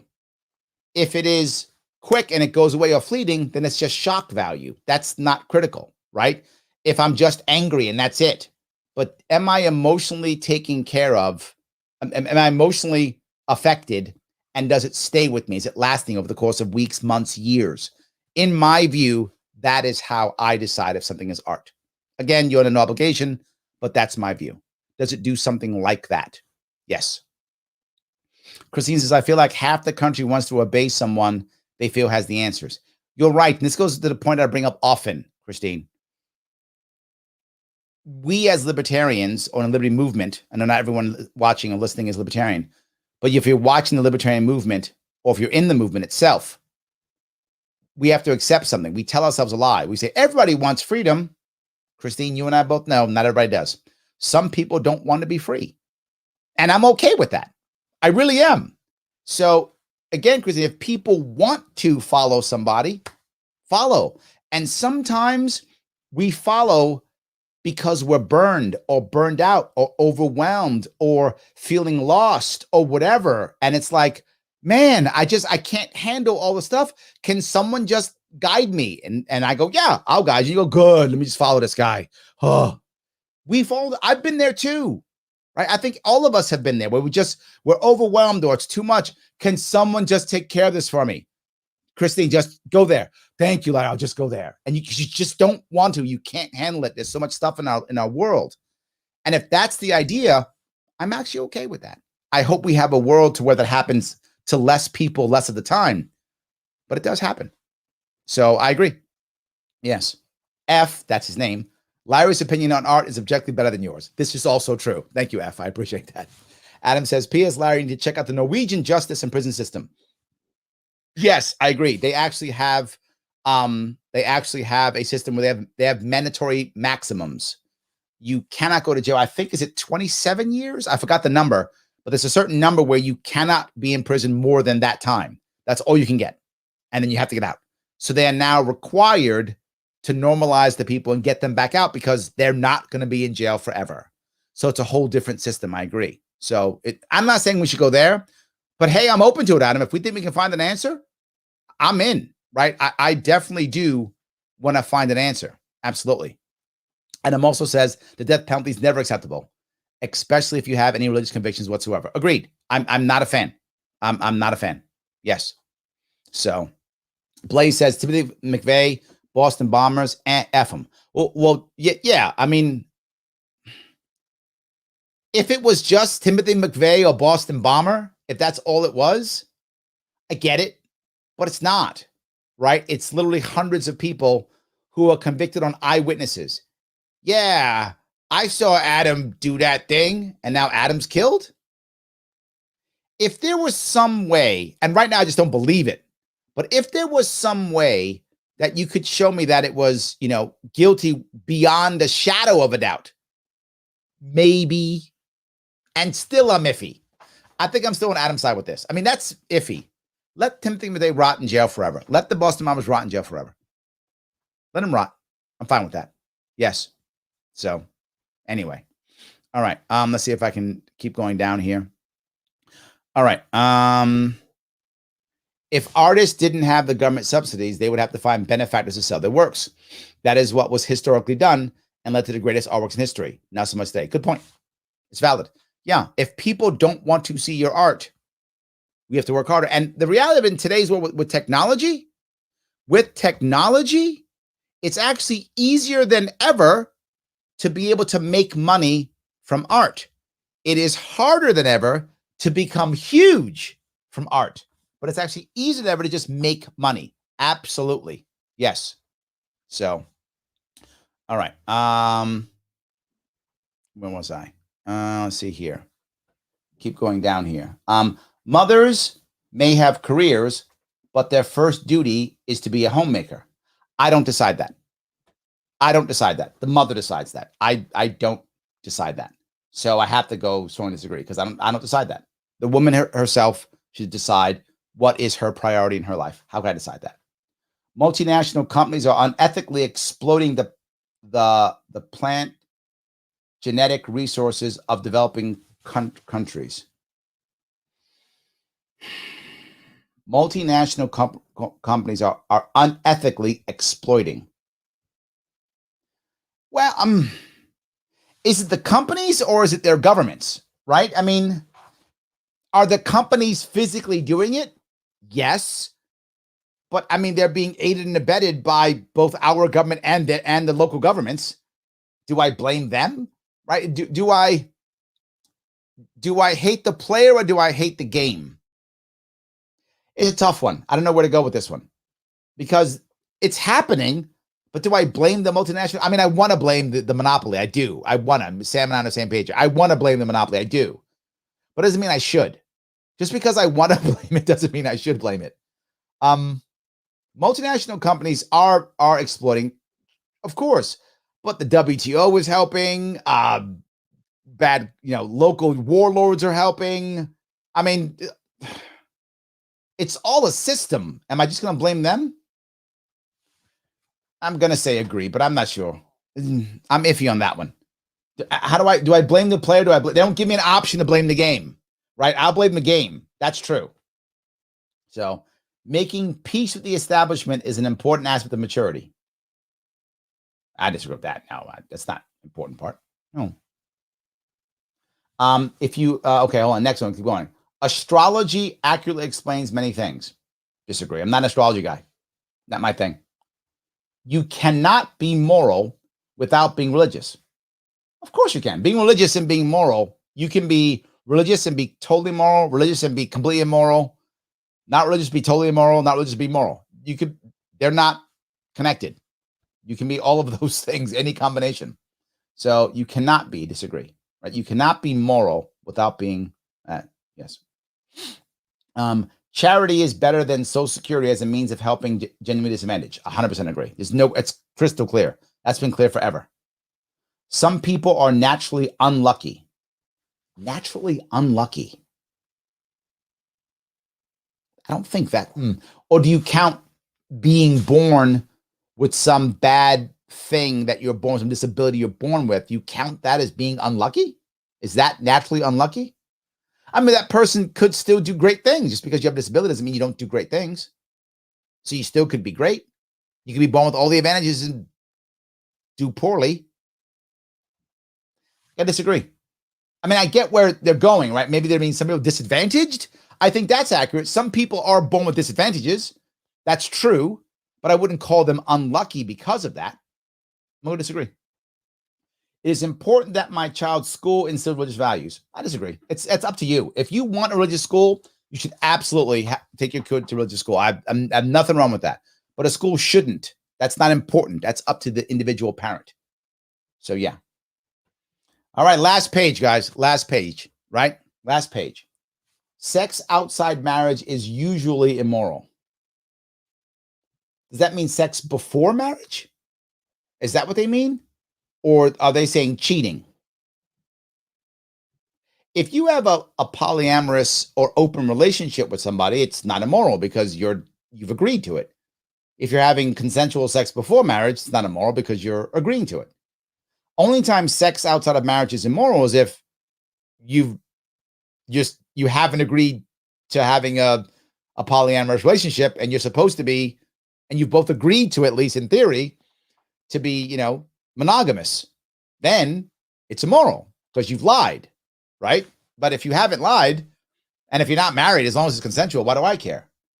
So I'm gonna go with disagree. No, marriage outside is usually immoral. No, I disagree. I guess I'm not sure where they're going with that one. I'm assuming they mean not married sex, not sex that is not cheating. I'm assuming. That's a tough one for me. That wasn't worded well. They're not talking about cheating, are they? Cheating is wrong. So I would agree if they're talking about cheating, but I don't think they're talking about cheating. Adam says, no, they mean sex before marriage. Okay, so yeah, I disagree. Perfect. Okay, we're good. Yes, I like that.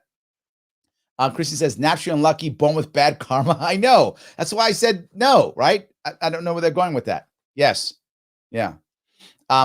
What it means by naturally unlucky, I assume it means someone being born with some form of disability. Yeah, I'm not sure I'm not sure. Yeah. So if you don't make peace with certain aspects of the establishment, you are a rebel without a cause. You make me rethink this, Adam. So are you saying that you need to make peace with it, even though you still fight it? I took it as, here's how I read that question.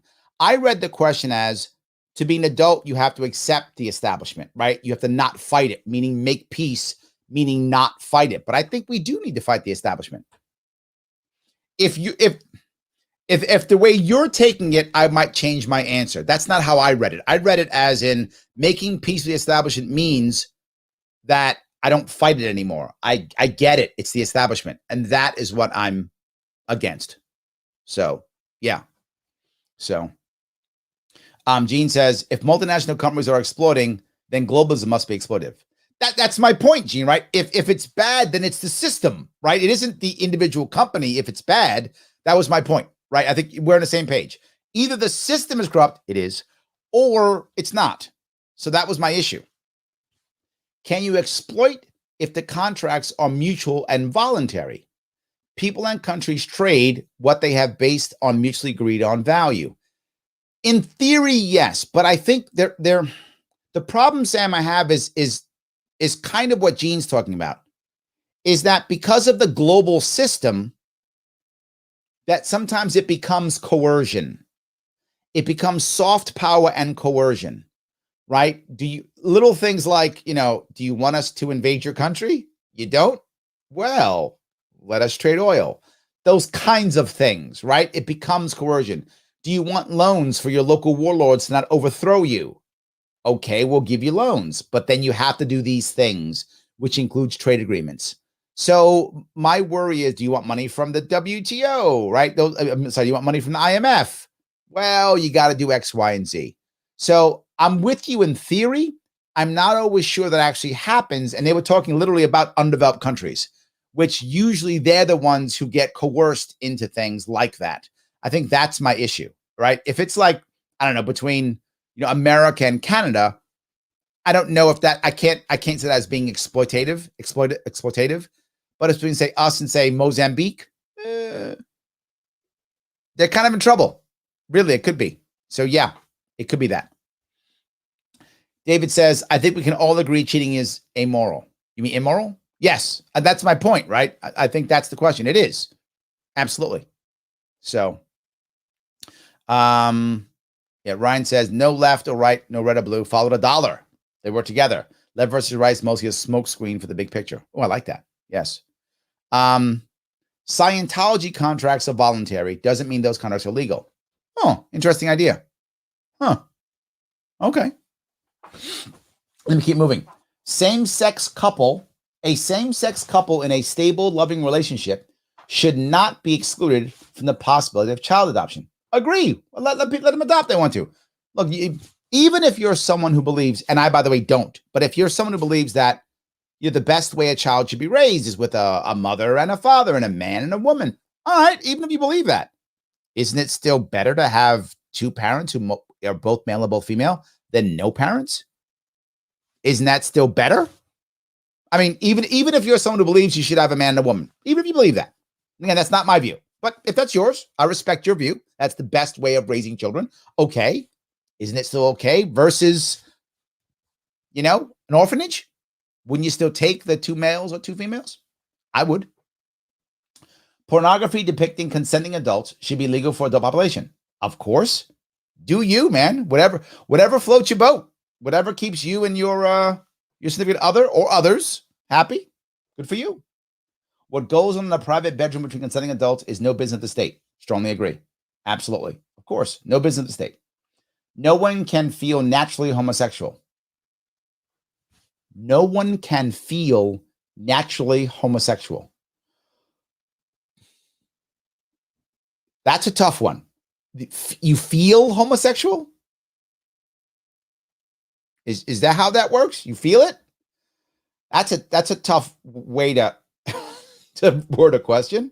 Well, today I feel homosexual. It's natural. I don't know how that works.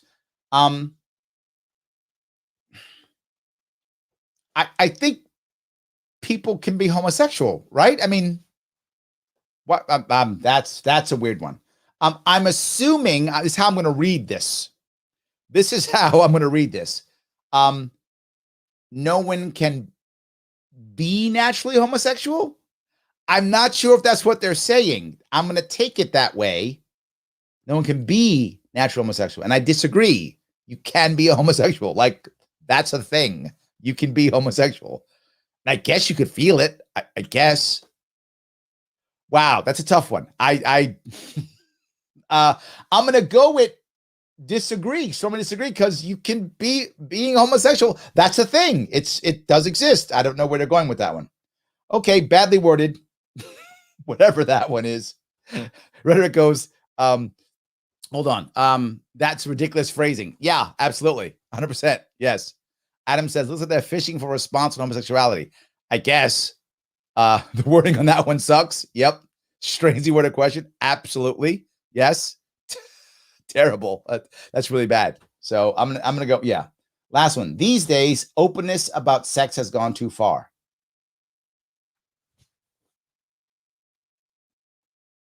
I know you're gonna say, Larry, how can you even question this one? And the issue that I do have here is there is a bit of me that says we've been going too far with sex and our youth. I know it sounds like I'm that old man. I'm like, old man, get off my lawn. Back in my day, I know I'm becoming that guy. But when it comes to adults, no, we have absolutely not gone too far. Consenting adults should be able to do whatever they feel is appropriate in any way they want to do. Do your thing. No issues whatsoever on that. I do worry about where we've gone with kids because the internet. I am a little concerned. And what I see my daughters are both kids, right? What they see on the internet, what they talk about as kids. Maybe the dad in me is coming out here, right? Maybe the dad in me is coming out. Sex ed. Are we going too far? Not far enough. I got dad in me. I do. I'm still a father. And a little bit of that's coming out in me right now. I can see it. And I'm trying to be honest with you that I am human and I have emotions and I feel things that sometimes cause me to hesitate. And I'm hesitating with that one because I am, it does bother me a little bit, but you know what? It has not gone too far, but I'm not going to go to strongly disagree because I do have a concern with our youth. So I'm just going to go to disagree. There we go. I missed no disagree. That's how I squared that circle. It took me a second to square that circle. That's how I squared it. All right. Let's see how I stood, what I did. How'd I do? Where am I? I am. There we go. I'm a little bit right. Look at that. I didn't know. Probably was my nationalism stuff. Let me open this up so you guys can see it. There. That's where I am. There we go.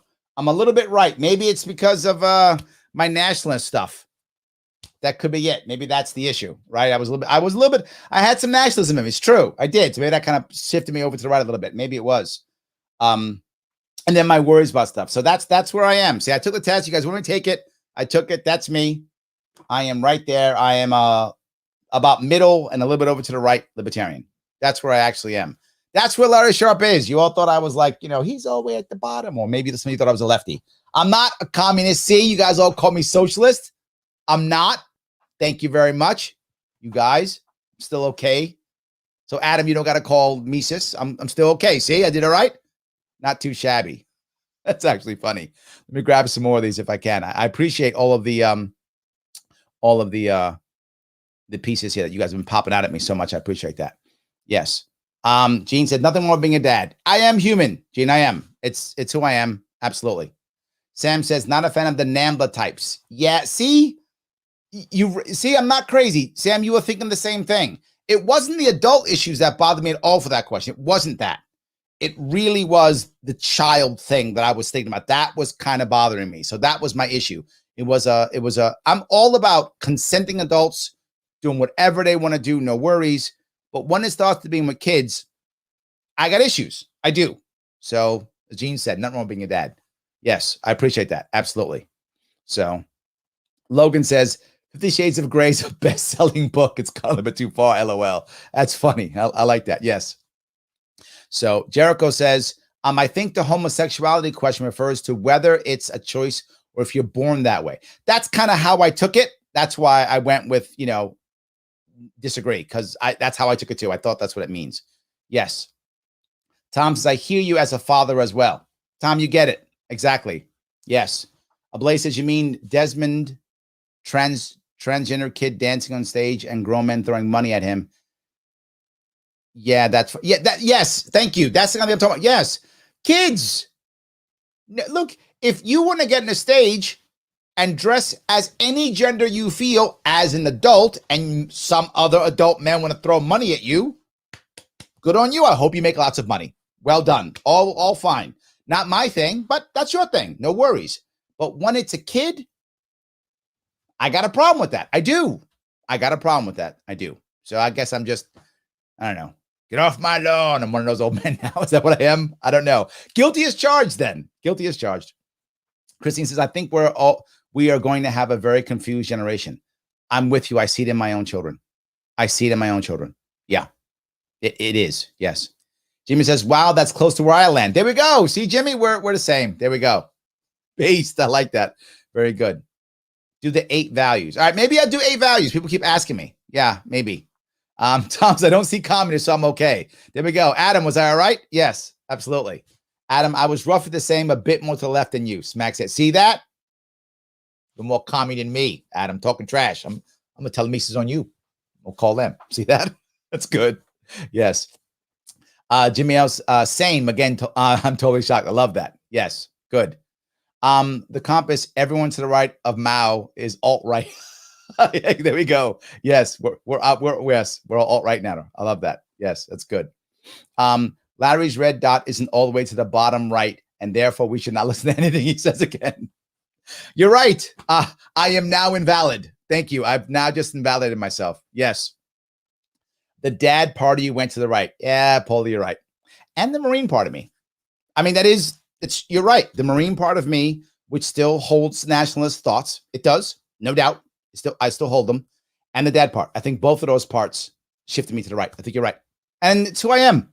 Right. And it's who I am. Yes. Torrance says, my results are pretty similar. Welcome to the National Libertarian Socialist Club. There we go. Yes, 100%. Brennan says, yo, I'm about to go buy weed. Thank you. I just worked according to a lot of Americans. I should be locked up for that. But, drink with government approving the ads. Maybe. Okay. But yes, this show was great. And Larry turned out okay in the end. See, it worked out okay. Absolutely. Yes. Hell, I'm 31. I'm super confused. It's many of them are. Yes. Gene says, please don't call yourself old. You're younger than I am. Okay. So I'm acting. I think I feel sometimes when I do these things, Gene, I feel like I'm acting old. Like my age catches up to me sometimes. And I feel like, oh yeah, I'm not 20 anymore. So I do feel that sometimes. Absolutely. Yes. Tom says, let me be the first to say it. You're not a real libertarian. Tom, it had to happen. Someone had to say it.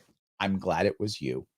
Absolutely. Guys, if you like what I'm doing, if you thought this was interesting, if you thought that it was a good conversation that would help us all, then do me a favor, like it, share it, comment. It does matter. All the things you do, get those algorithms going. Please do that. And if you thought this was cool, take the smaller one. There's a link to the world's smallest political quiz.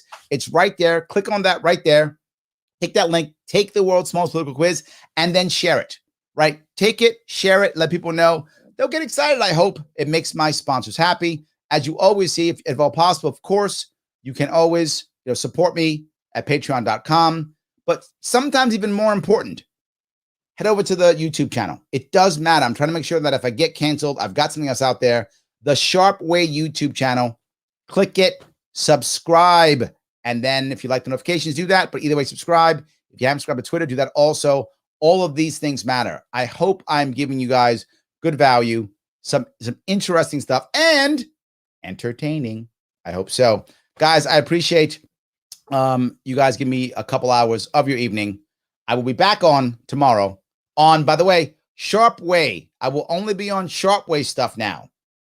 Tomorrow, not only tomorrow. I'm sorry, not now, but tomorrow. I'll only be on Sharpe Way stuff tomorrow. If you want me to jump on, if you want to go jump on tomorrow, I'm actually letting some people come on with me. You will be joining me on the show if you want to tomorrow on Sharpe Way social media.